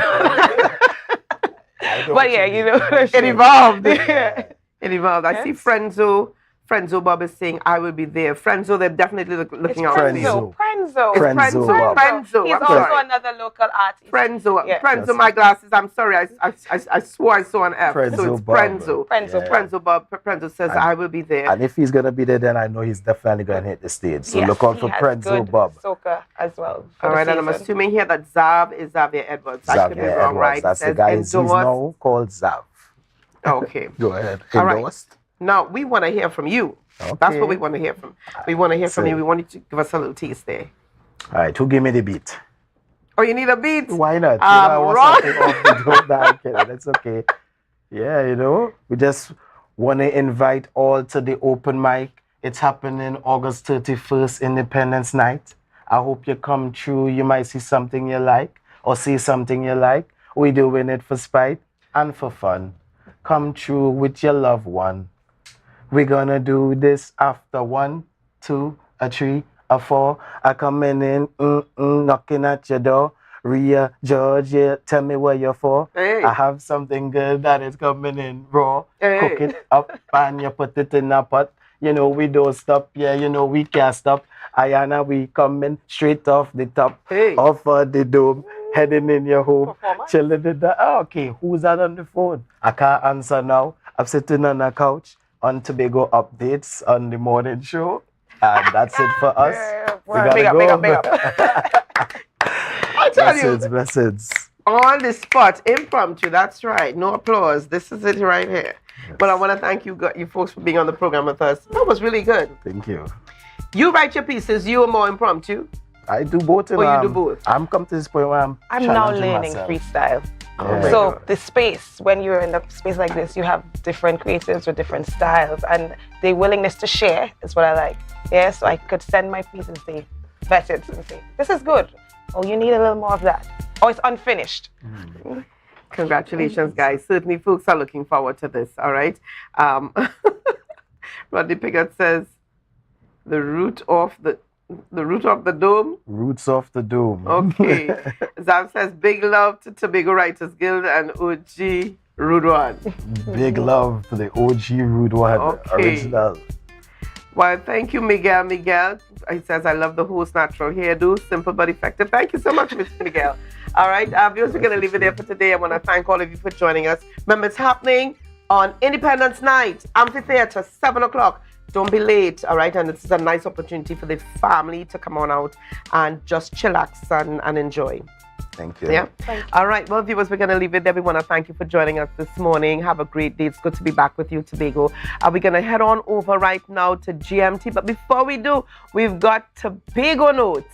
Have a great day, Tobago. Bye-bye.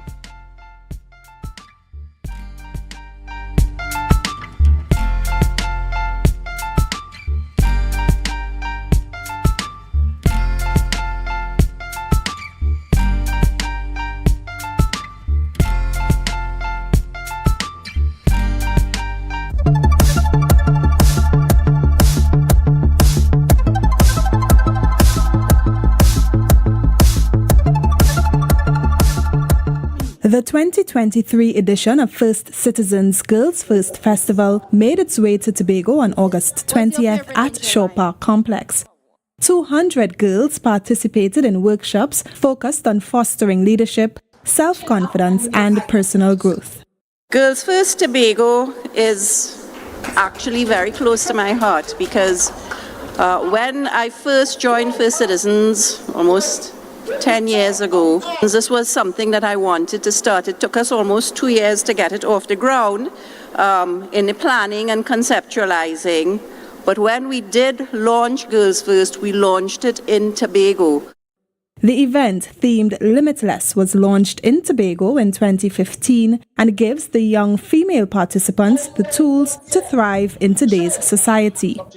The power of sisterhood is and should be and should always be a source of inspiration, a source of empowerment, and a source of support. So facilitators shared inspirational stories to encourage the ladies to be the best versions of themselves. I need you to focus on your strengths. Create a list of your talents. Use your tablet, your phone, if you're like me and you like to write, because I believe in writing the vision to make it plain. There's something about putting it on paper. Create that list of your skills, your good qualities, your talents, your gifts, and I want you to celebrate them. Engage in activities that highlight those things. You have within you every single capacity, every competency, every power that you will ever need to accomplish anything in this life. I want to share 3 things with you. The first is the power of your creative ability. The second thing is the power of using your own voice. The third thing is the power of taking courage. Other workshops included financial literacy, personal safety, polished presence, etiquette for teens, and self-care and wellness. That was a production of the Department of Information, Office of the Chief Secretary, Tobago House of Assembly.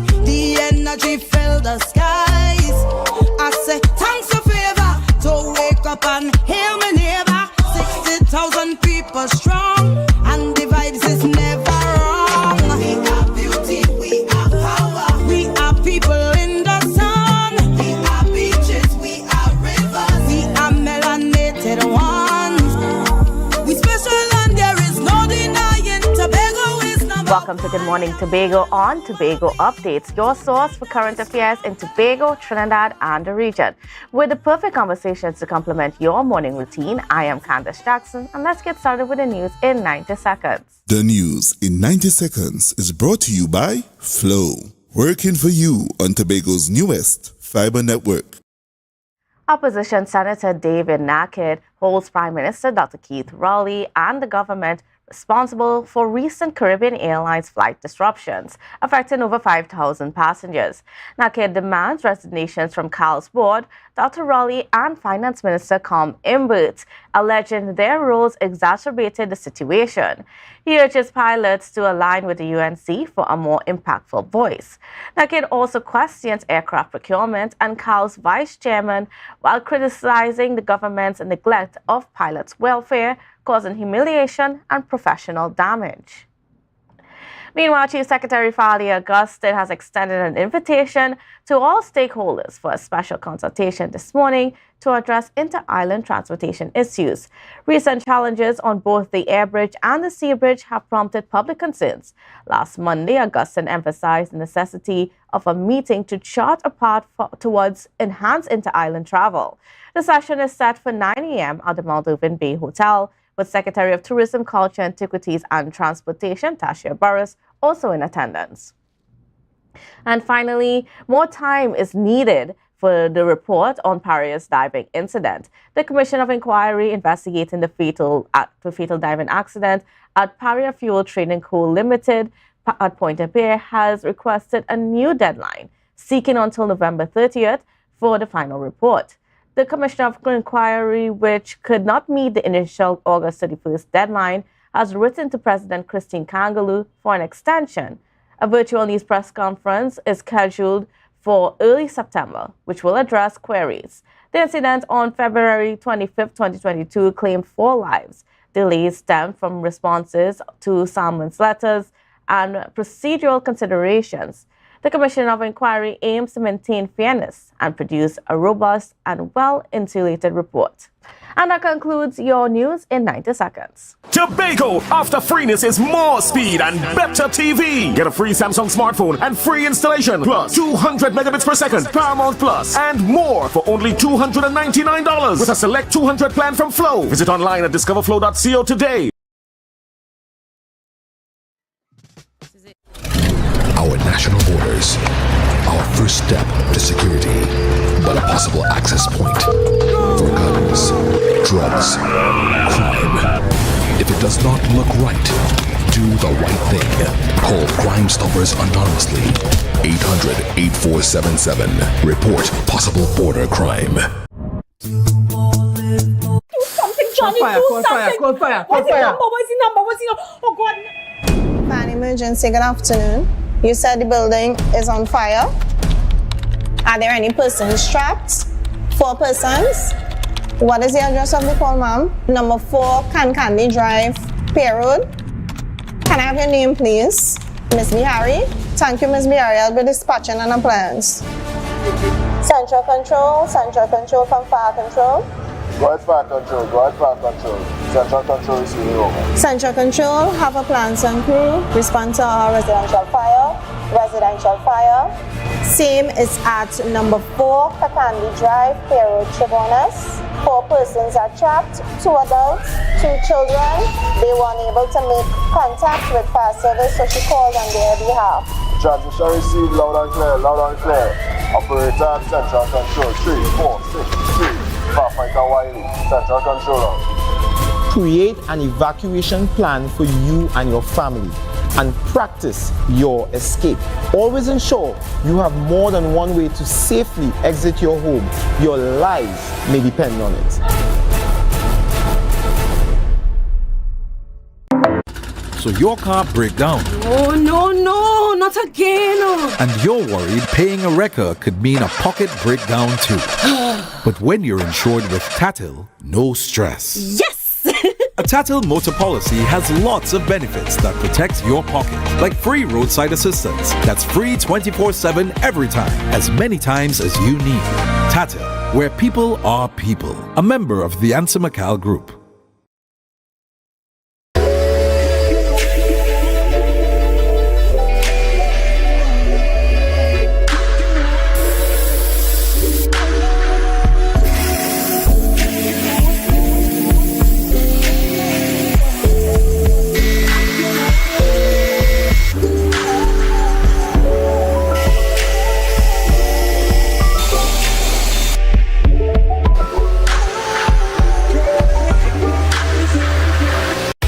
best place to stay in Tobago is at Thorns Place, with rates starting as low as 200 TT. Call or WhatsApp 745-7306 or 682-8676. We are located uptown Scarborough, 5 minutes away from the port. Remember, at Thorns Place, our aim is to make your stay safe and affordable.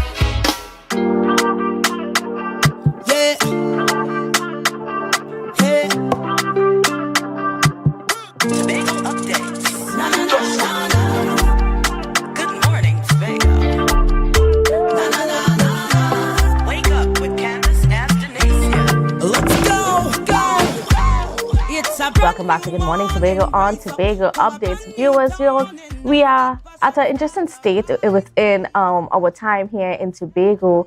We are 2 days away from celebrating Independence Day, and there's a lot of concerns as to, around the public as to where do we stand within this nation. And I'm speaking specifically towards the transportation issues between the island, because, we continue to be faced with these problems where as a Tobagonian, we are dependent on that link to Trinidad, and that link to Trinidad isn't always there. So, we have our phone lines open this morning for a little bit. So you can call in and, you can give us your perspectives on the matter, 284-6597, 284-6597. Now, we know at 9 o'clock this morning, not this afternoon, but this morning at Mount Open Bay Hotel, the Chief Secretary is going to be hosting a special town hall meeting where hopefully there would be a resolve as to where do we take this issue, how do we treat with this issue. At this point in time, we know that the Cabo Star is down. We know what happened last week. There was a fire on board in the engine room, and even though it was contained and it was, from what I understand, it was not a major fire. And this is, of course, due to the good work of the engineers on board the vessel, making sure that everything they were able to treat with it in the best way possible according to emergency protocols and so on. And they were able to make sure that it didn't end up being something that had any impact on lives, so no one was injured and all of that. So kudos to the crew of the Cabo Star for being able to get that under control. But what that means right now, of course, you might know that the vessel is down, and so there has to undergo some repairs. And that has to be following some consultation, because the Cabo Star is a vessel owned that carries a Panama flag, and they have to be in touch with their insurance personnel and so on to be able to get the repairs done, for the vessel to be recertified, for it to come back to shore. And of course, those are some images there of what's been happening. But while this is happening, that means that transport between the islands when it comes to goods is going to be disrupted. Now, the Port Authority said that there will be no disruption to the inter-island ferry service. So as a passenger, you would be able to access the services as normal. However, because the Bucca Reef, the APT James, and the Galleons Passage cannot transport certain goods, there are going to be a delay in some of the things that we need here in Tobago. Priority is being given right now to the perishable goods, of course, for food stuff and so on. But there's a limit to the vehicles that can be carried on the Bucca Reef and the APT James and the Galleons Passage. You can't have a vehicle more than 7,000 kilograms. And of course, this is based on availability of space on those vessels.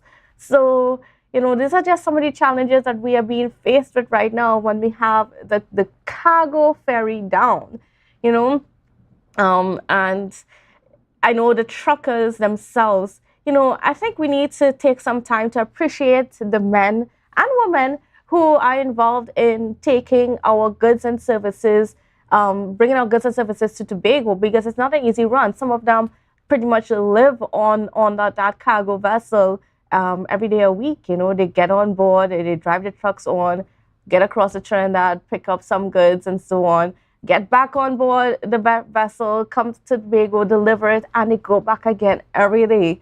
So, and I think we need to take some time out to really appreciate those men who make sure we have what we need here in Tobago, whether it be food, whether it be hardware goods, whether it be pharmaceuticals, whatever it is, they are working hard to make sure that we have what we need here to function.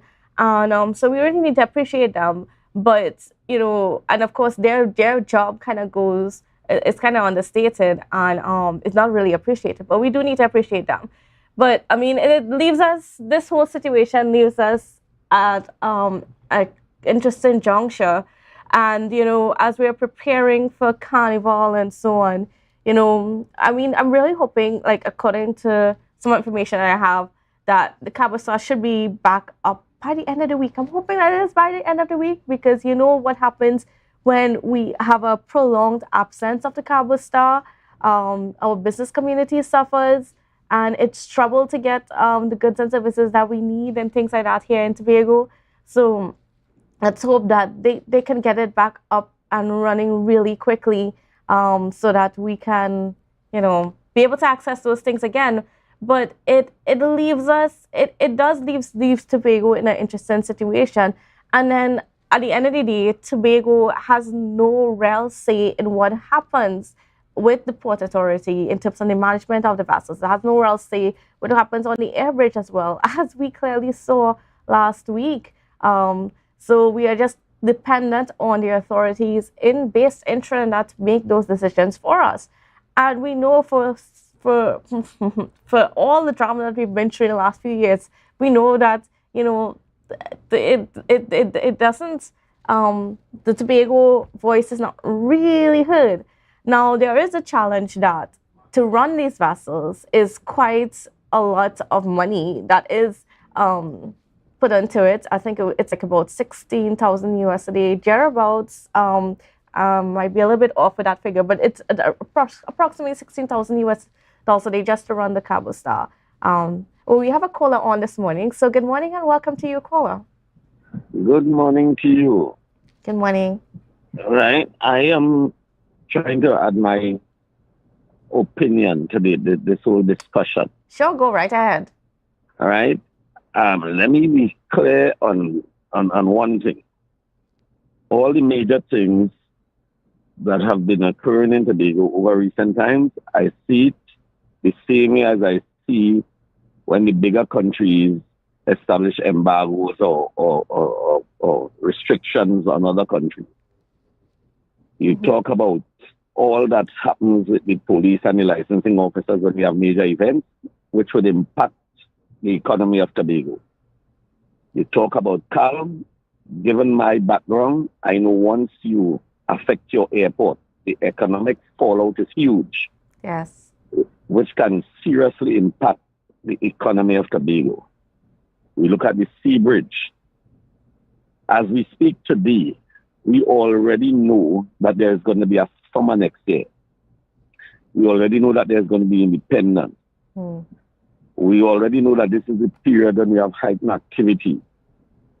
And yet, when the time comes, it always appears that we are not strategic, we don't understand effective planning, we don't understand management, and we don't understand operationalization of anything. At the end of all that, it affects the economy of Tobago. We look at what happened with this quarry, with the no import license and all these things, and you couldn't, environmental issues, so you couldn't crush, impacts the economy of Tobago. If I am to draw a wider picture, is there some sinister move to cripple the economic activities of Tobago as if to bring Tobagonians to their knees as a result of not favoring entities that believe that they should be the number one players in our lives? Come on. We have spent the last 20 years educating the population of Trinidad and Tobago for free. This is the opportunity for us to use our human resources to ensure that Tobago, and by extension Trinidad and Tobago, effectively benefit. But when you see these fallouts, it tells you that there may be underlying factors that are fueling these activities, and I take umbrage. Thank you. Thank you so much for your contribution. I mean, yes, and it does leave a lot of questions. And I mean, I've heard that opinion being expressed by several people within the space, and each incident of this similar nature seems to instigate that thinking a bit more. It's really interesting. You know, it also brings the question: how do we balance, you know, the cost of these things, the cost of these essential services, because it is an essential service. That inter-island link is an essential service. How are we balancing that with the need to have it? You know, there was a lot of questions asked last week. We had former Minister of Tourism as well as former minister. He held the role as Tourism and Works and Transport Minister under the People's Partnership, and that's Stephen Cadiz. And he raised some questions as to where is the subsidy going for CAL? Why is it not being pumped back into the air bridge?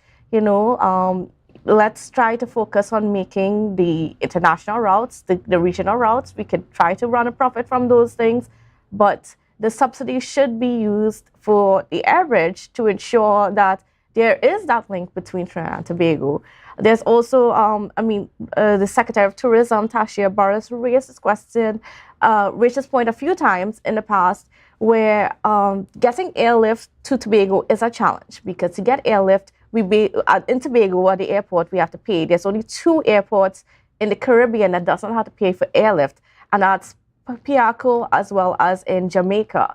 And you know, all the other Caribbean destinations have to pay. So if we don't have to pay for airlift into Trinidad, and we have all those airlines coming into Trinidad, why not ensure that the link over to Tobago is easy and seamless, so that it's not a challenge, or it's not a major issue for the visitors that are coming in, and it's just a quick hop over.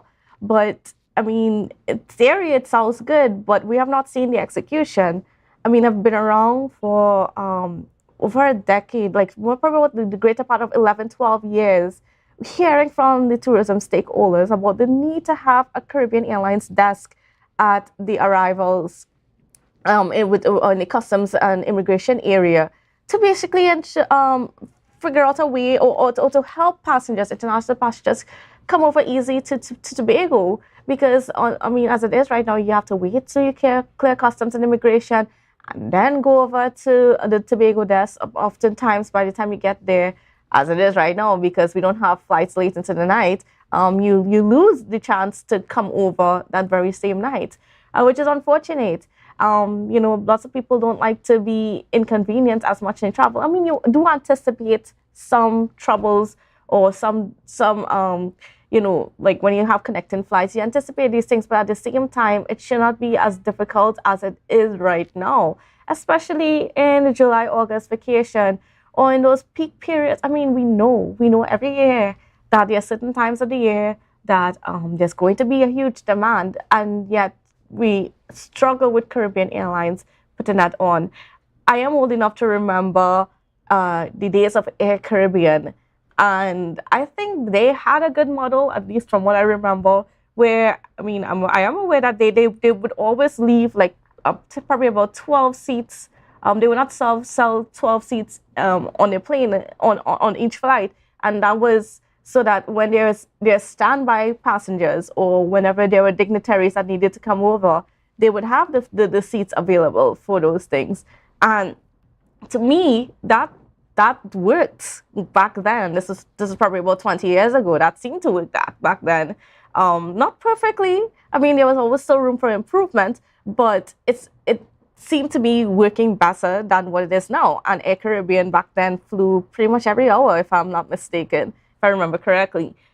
So there is those things that worked. So we can look at what worked in the past and see how we can even improve that, so it works even better. But we're not seeing that from Caribbean Airlines. And we had the Caribbean the communications they had the communications on with us last week. I think it was last Thursday or Friday. And you know, we sought some answers on the airbridge situation, and we did not get those answers that we needed.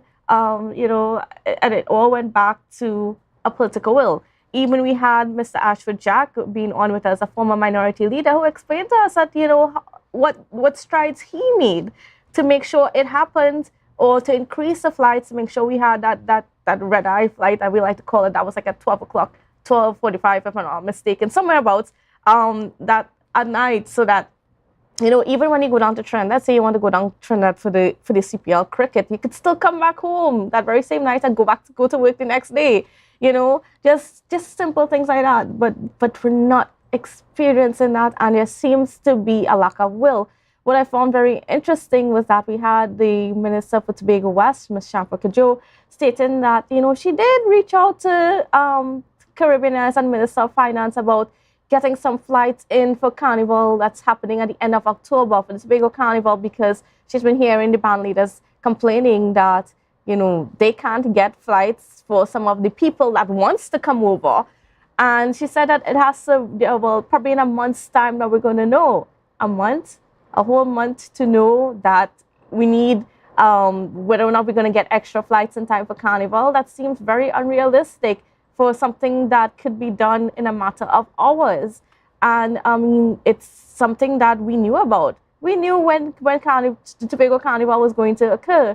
And we knew the complaints from the band leaders and so on last year about there was so much more interest. There were so much more people that wanted to come, but they were not able to come because they could not get a flight. And so it just seems so unrealistic that we would have to wait a whole month to find out if we can get additional flights when we knew all these things ahead of time. So I'm not too sure what Caribbean Airlines needs, again, from us, some of the stakeholders here in Tobago, as to what information they need to be able to adjust their schedule. And of course they have to answer as to where that subsidy is going. Now, Caribbean Airlines has not published their audited statements for the last few years. We know that they did receive some extra monies from the government to help during the COVID-19 period and so on, when Caribbean Airlines, like every other airline in the world, suffered a lot of losses because of the pandemic, naturally. But we need to see where those subsidies are going, whether or not it really is being pumped into the air bridge, because I'm not too sure all of it is. I think maybe some of it is going to be being pumped into expanding the routes, and that's the thing. Caribbean Airlines is boasting about all these different routes that they're expanding to, but they're not expanding what is needed to make sure the Tobago economy can thrive. And the argument could go back and forth about whether or not we need, whether or not the route is sustainable.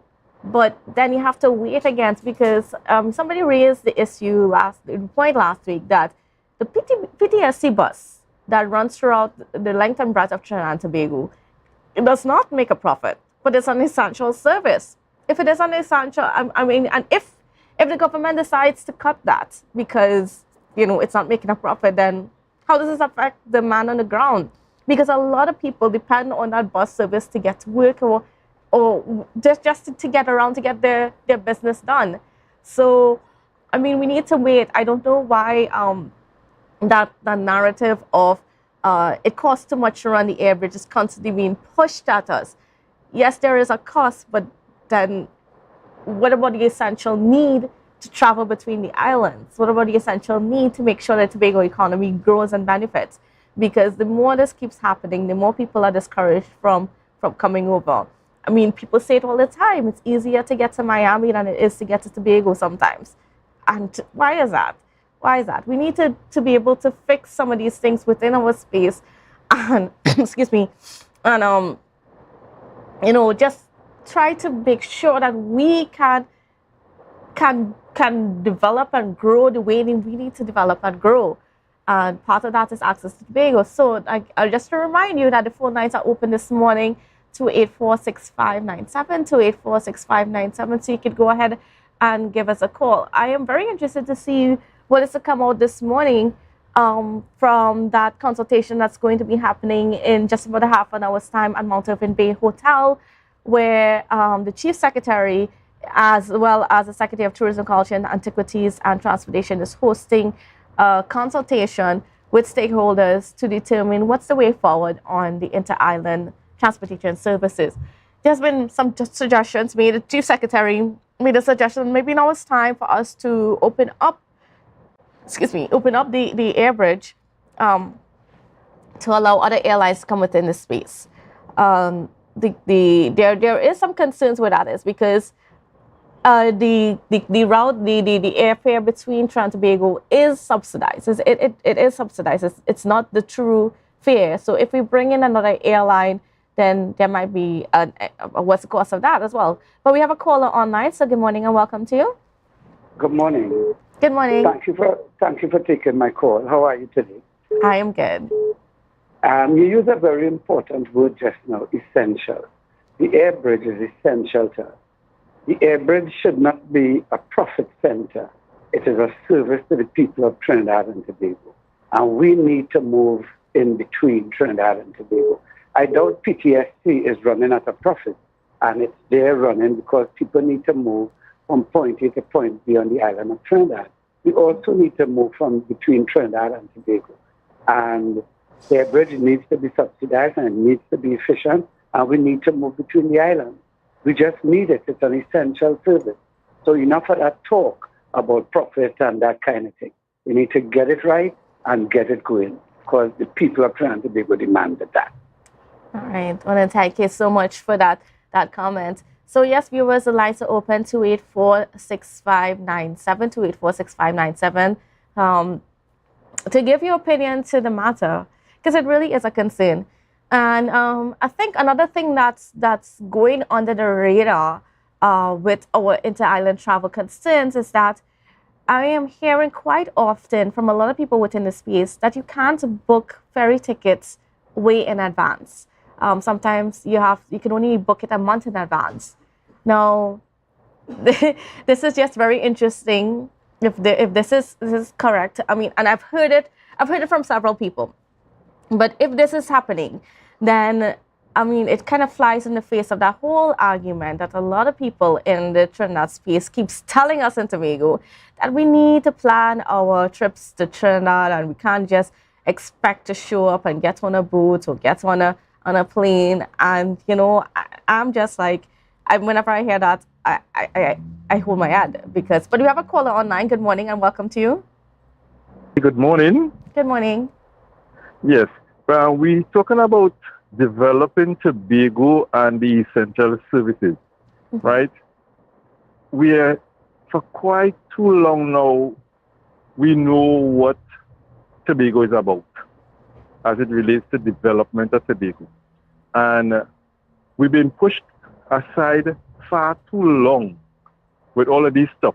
Tobago needs to develop, and in order for Tobago to develop, that invitation has to be extended to us to allow us to open. We've been suppressed for too long as it relates to the development of Tobago, right? And as you rightfully said, a lot of people want to come to Tobago, but because of the fact that when they reach to Trinidad, unable to get flights or by the ferry service to come to Tobago, they more or less spend that time in Trinidad. I do a lot of international travel, right? And coming back home here to Tobago is a problem, right? Because sometimes you would come in like sometimes after 11 in the night and you had to sleep in the airport or look for somewhere in order to get back home in Tobago the following day, which this is things, we hear too long now and allowing things like this to happen to us here in Tobago, right? So we really need to fix this and not just talk about fixing it. We really need to sit down and, and really, really fix this in order for Tobago to grow. Tobago wants to develop, but if you're not putting the correct things in place for us to do the necessary, we would remain where we are for today and just keep going backwards. Certainly. I want to thank you so much for that comment. But yes, viewers, the phone lines are open 284-6597, 284-6597. Yes, I mean, that it really is a concern. how is Tobago expected to grow when people can't get over here? And certain times for flights are so important. That 12 o'clock flight was, that helped out so many people, especially when you're coming from an international flight, because a lot of time, a lot of the planes land late in the night at Piaco, and by the time we clear customs, it's very late. So, you don't get to meet the last flight, because I think the last flight is like 8:45 or so, and that's unrealistic for what us here in Tobago needs. So just those things, and I mean, we really need to get to a space where we can fix that. Why is it so hard? And then even we had the THA offering to pay for the cost to cover the costs that's needed to extend the opening hours of the airport in Tobago. And I think that needs mentioning, because the THA is trying, but there doesn't seem to be any move from Caribbean Airlines to work with the THA.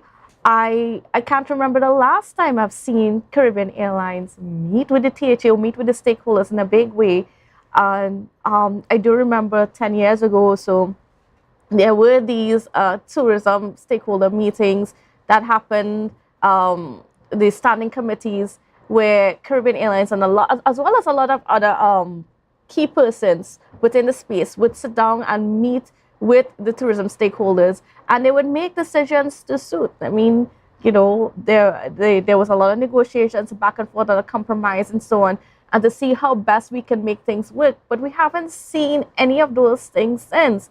And, it is missing. And you talk to a lot of the stakeholders, and they complain all the time about these things.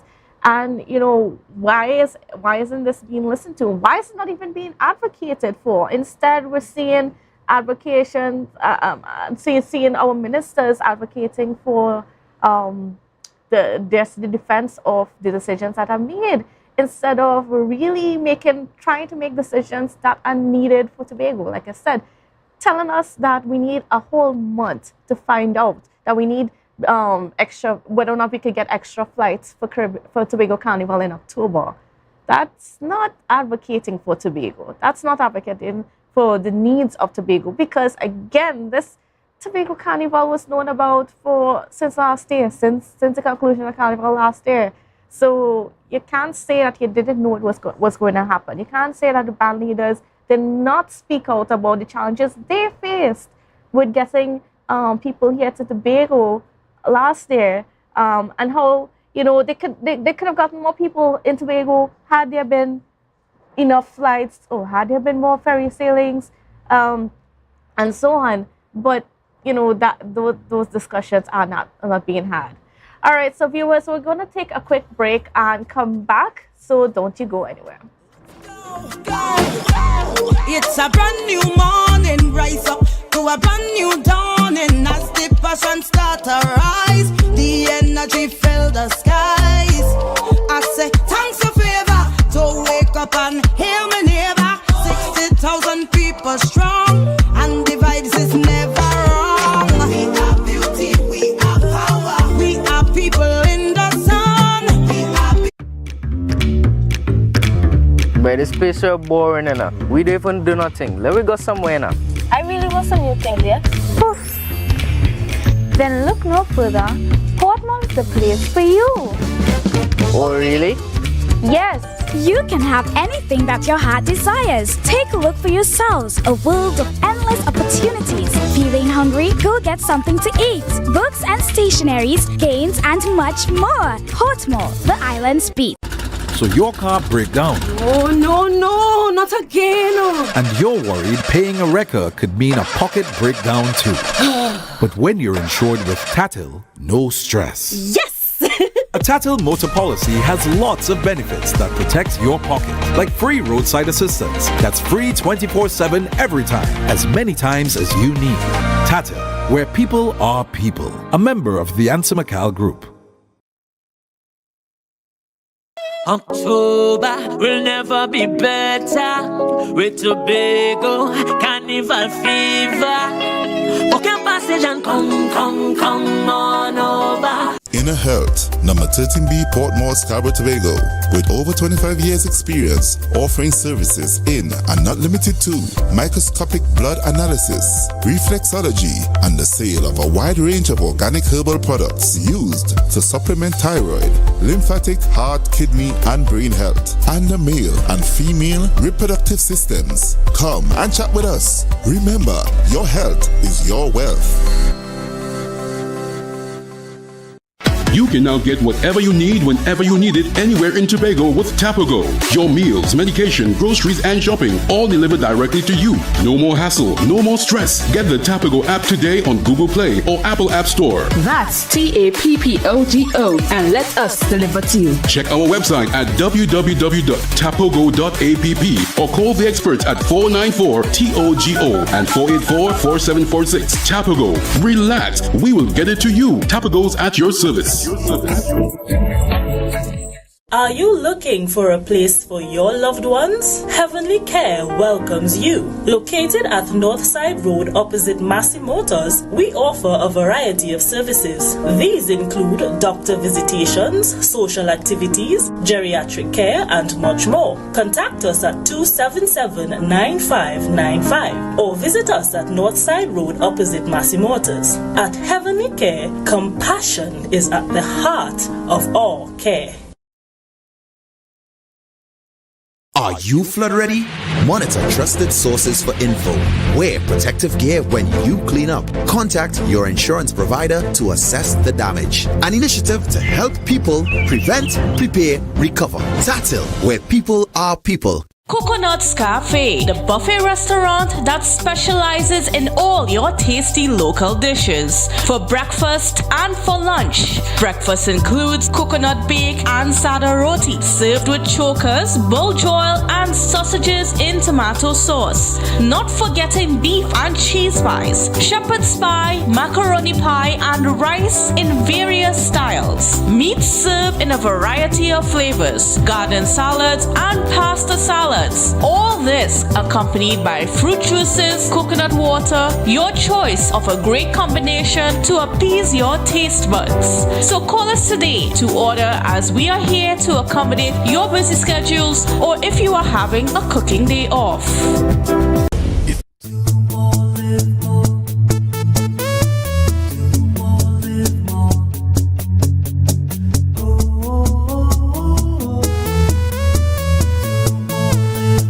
This is how it's gonna go.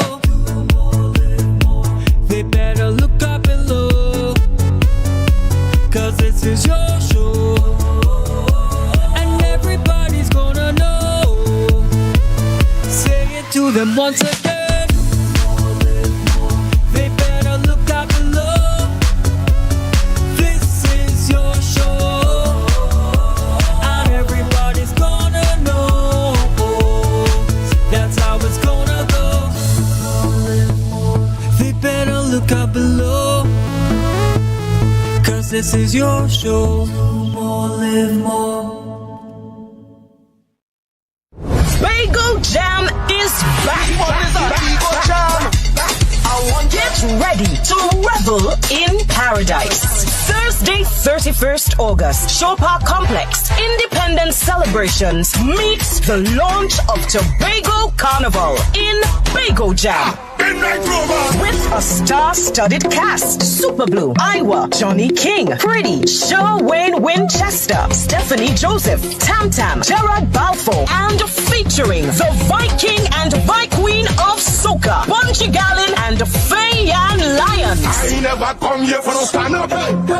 Gates open 5:30 p.m. For more information, visit the Welcome Tobago Facebook and Instagram page. Come revel in paradise at Bago Jam.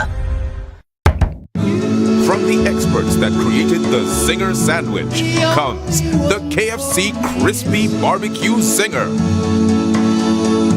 The only one I see is you. Cheddar cheddar cheese, crispy onions, the most delicious Kentucky fried chicken, and barbecue sauce. Get ready for a whole new level of flavor.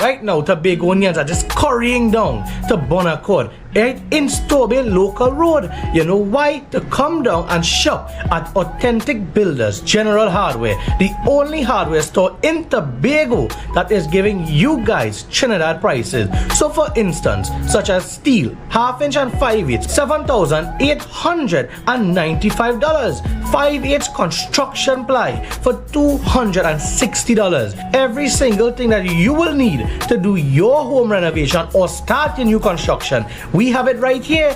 And to get your quotation, it's very easy. Just WhatsApp us at 272-1990 and we will do your free WhatsApp quotation for you.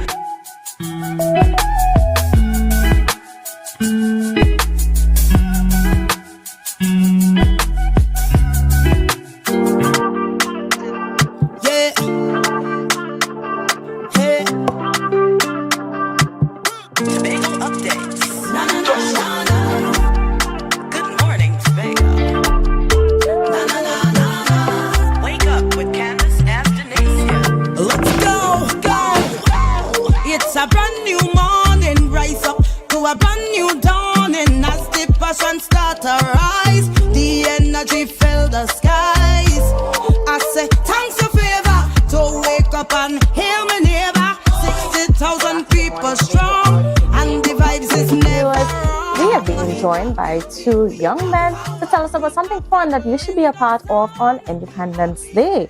So joining me is, let me just get the names correct, Mr. Neville Peterson and Mr. Walker. Good morning and welcome to both of you. Hi, good morning. Good morning, Tobago. Good morning. Good morning.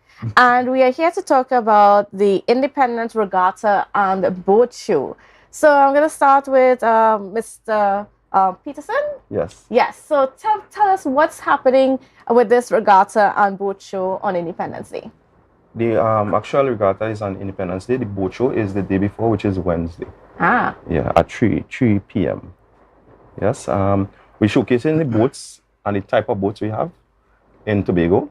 So the fans and the spectators will come and view their favorite boats and be a part of the boating community. Yes, and on Independence Day we showcase what the boats could do. Mm-hmm. That is the intent, and show Tobago what we have to offer and what they have to offer to the outside world. Mm-hmm. So, Mr. Walker, give me an idea as to why you guys are doing this. All right. Well, as young fellas and as a team, the Tobago Powerboat Association, we saw that something was needed after the March Past and all that in Scarborough on Independence Day. And we sat down and we said, let's do a regatta in Scarborough. Instead of persons leaving Scarborough and heading back home, you walk with your coolers and you line the seawall and look at some great racing, because I'm telling you, it will be some spectacular stuff taking place on Thursday. And it's great racing because I'm not sure people may know, you are some of those people that take part in the great race competition. Well, not exactly, but we have close family members. For example, my brother, yes, that take part in the great race. So he also will be racing on Thursday in Scarborough. We also have Baker. Yeah, Kamian George. Yes. Mr. Melville and also Mr. Taylor, they took part in the great race this year. Mm-hmm. So they will be showcasing their skills in Scarborough as well. Mm-hmm. So tell me about your race. Like how is it happening? From what point to, where the finish line, that kind of thing? Right. So we're using the whole Scarborough waterfront, right? So the markers will be placed down in specific positions because we have reefs and all that kind of thing. So the relevant person would look at the area and put it down as safe as possible. So the finish more or less would end close to the Isle of Tobago sign, so everybody could get a proper viewing. So that we're looking at there right now. And Mr. Walker, tell me a bit about the boat racing culture that seems to be growing right now in Tobago. All right, yeah. So the culture has taken a shift. All right, when I say it has taken a shift, back then in the we used to race around a lot with the pirogues, but now a lot of the guys have what we call high performance hulls. So the speeds that we used to see with the pirogues, those days are gone. So we have some very, very fast little hulls, and it's highly competitive. High competition.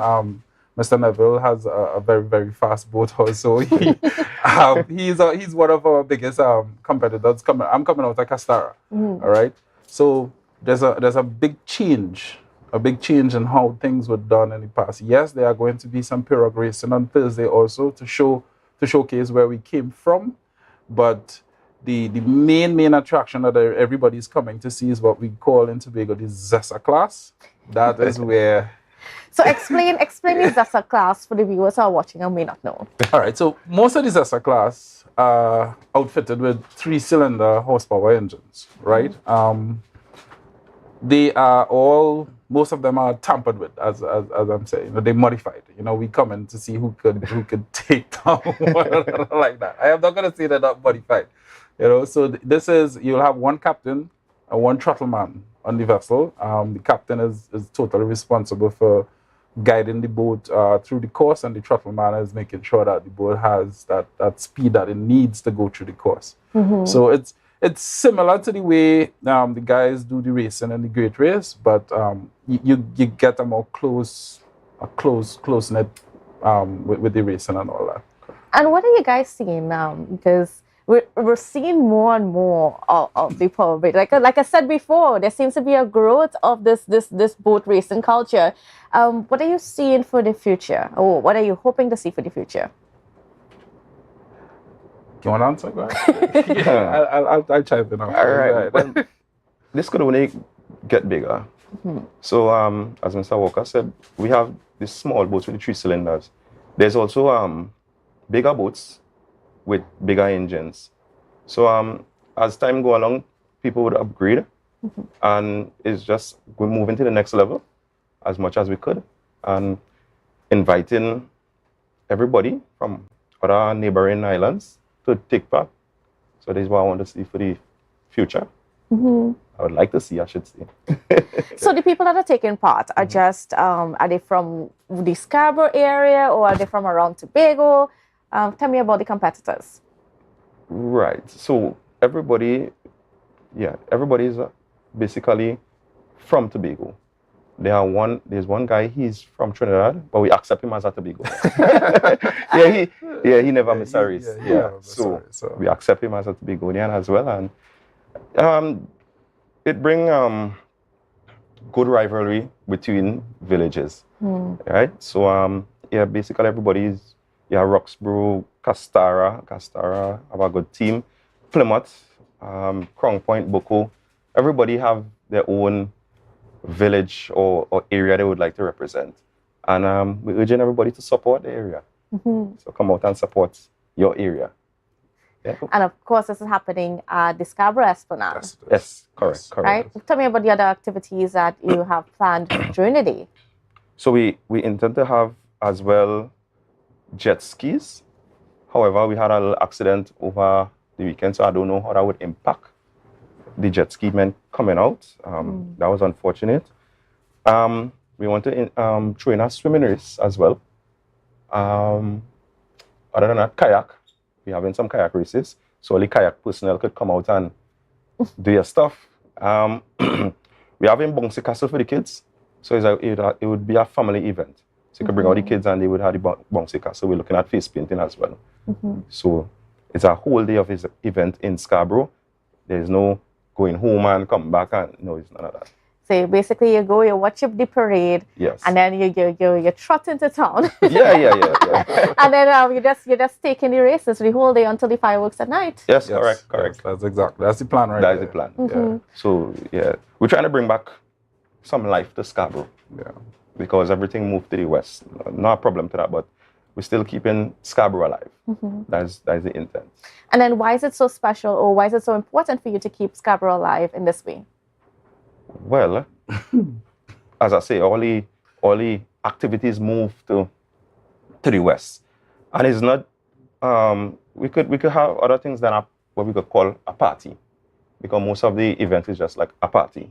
So we could have sporting activities. So we have recently we had the rallies with the cars. So we have the boats. We had the Commonwealth Games. So instead we could do other things than party. So were you guys involved with those the car racing, the rally that happened, the I can't remember what it's called, but the one that was on like a tour road? Yes. Yeah. I missed it this year. I missed it this year, but last year I was there. And as I always tell people, Tobago is a serious island that can do a lot of sport tourism. Yes. We're surrounded by a lot of water. We have roads that we could do rallying. We have waterfronts that we could do a lot of water sports and all that kind of stuff. And you asked a question about the future and what do we see? I see not just a regatta, but I see regattas taking place throughout the year. So we might do a regatta in Charlottesville or in Plymouth or in Castara. Just like when we travel to Trinidad for regattas, we do a regatta almost every weekend from the beginning. I think it's February, right? So we want the people to come out and support. Have something to do on a Sunday instead of okay, what to do today, and then there's a party. No, something to bring the family out, the kids on the beach, and you looking at the racing and having a good Sunday. And I'm also looking at you and your two young men that are at the helm of this, right? Being able to, make a positive influence in Tobago. Yes, correct. With the growing crime rate, we intend to show that there's something else to do. Yeah. You understand? Instead of being on the block looking to rob somebody, because when I was a kid, my thing used to be racing boat in the drain. With my cousins there. So to grow down. Paper boats and that sort of thing, yeah. So my favorite boat was Thunder in Paradise. I don't know if anybody would remember that with Hulk Hogan. So I graduated from moving into the drains to having my own boat and now creating an event where I could race my own Thunder in Paradise and show that it's not so far-fetched and anybody could do it. So that's the intent. And of course, it's just giving people an option for things to do in Tobago. Yes, of course. And also, just to piggyback on what Mr. Neville said, this thing is not just about racing. There's a whole educational aspect of it also, because coming from Castara, there are a whole heap, or for want of a better word, of young fellas that are interested in becoming outboard mechanics and hey Sammy, how you do this? Hey Walker, show me how to do this. And they want to sit in the boat, they want to get better and better and better. So I could say for Castara, a lot of the guys who were in the boats, you would see them out of the boats and you see some younger faces in those boats, I would say in the next 2 to 3 years. So it's there is some education that is taking place also with this. And even as Mr. Walker say, Mr. Walker himself teaches outboard mechanics. Nice. So sure young fellas that are out there and you want to get involved. And this is a very lucrative industry as well. Yes, it is. Yeah. It is. So and tell me about being able to inspire other young guys that are coming up about just opening up their eyes to the different things that they can do within the industry to make some money. Yeah, the market is like you said, very, very lucrative. It's a concentrating job. It's something that you have to really like also. I always tell the students that I teach every Wednesday in Buku that reading and understanding the theoretical part of things is very important, because I sometimes I notice, all right, when we go to do practical, everybody's happy, but when we go to do the theory part of things, everybody is like, hey, where's that? So it's challenging for me, but I enjoy teaching that. I'm very happy teaching on a Wednesday in Buku. So. And it's so important to instill that with, or at least try to instill that into our people so that, we can develop further. Yes. So, other than the mechanical part, there's a hull. So if somebody interested in fiberglass work, they could, fiberglass work or shaping and designing boats. There's a market for that as well. So it's not just sitting and pushing the throttle. You could see, because the Ola heads are getting older, and we need new ideas, new people, vibrant, energetic young people to come and extend the boating world. Yeah, and we have a lot of great boat builders here in Tobago. People don't know. We have a big culture of boat builders that kind of goes under the radar, but that culture needs to continue. The only way that would change is that we need to look at the education system and revamp it, and get these things that we do into the schools beforehand. Wait till somebody gets out of secondary school to try to introduce them to something that has been there for the last 100 years. So fiberglass work. The planes that we fly around in is fiberglass. A lot of people don't know that. You could from learning to build boats, you could end up in the aero industry. So it's a very, very lucrative market. And as Mr. Neville said, somebody young and innovative could jump out and say, I am going to redesign a hull to come and be very competitive with it. And All right. So now we're at the end of the interview now. We just got about a minute left. Sure. So I just want you to let Tobago know where they need to be on Independence Day and why. So Tobago, you all need to be in Scarborough on the Esplanade and the waterfront. Line the waterfront.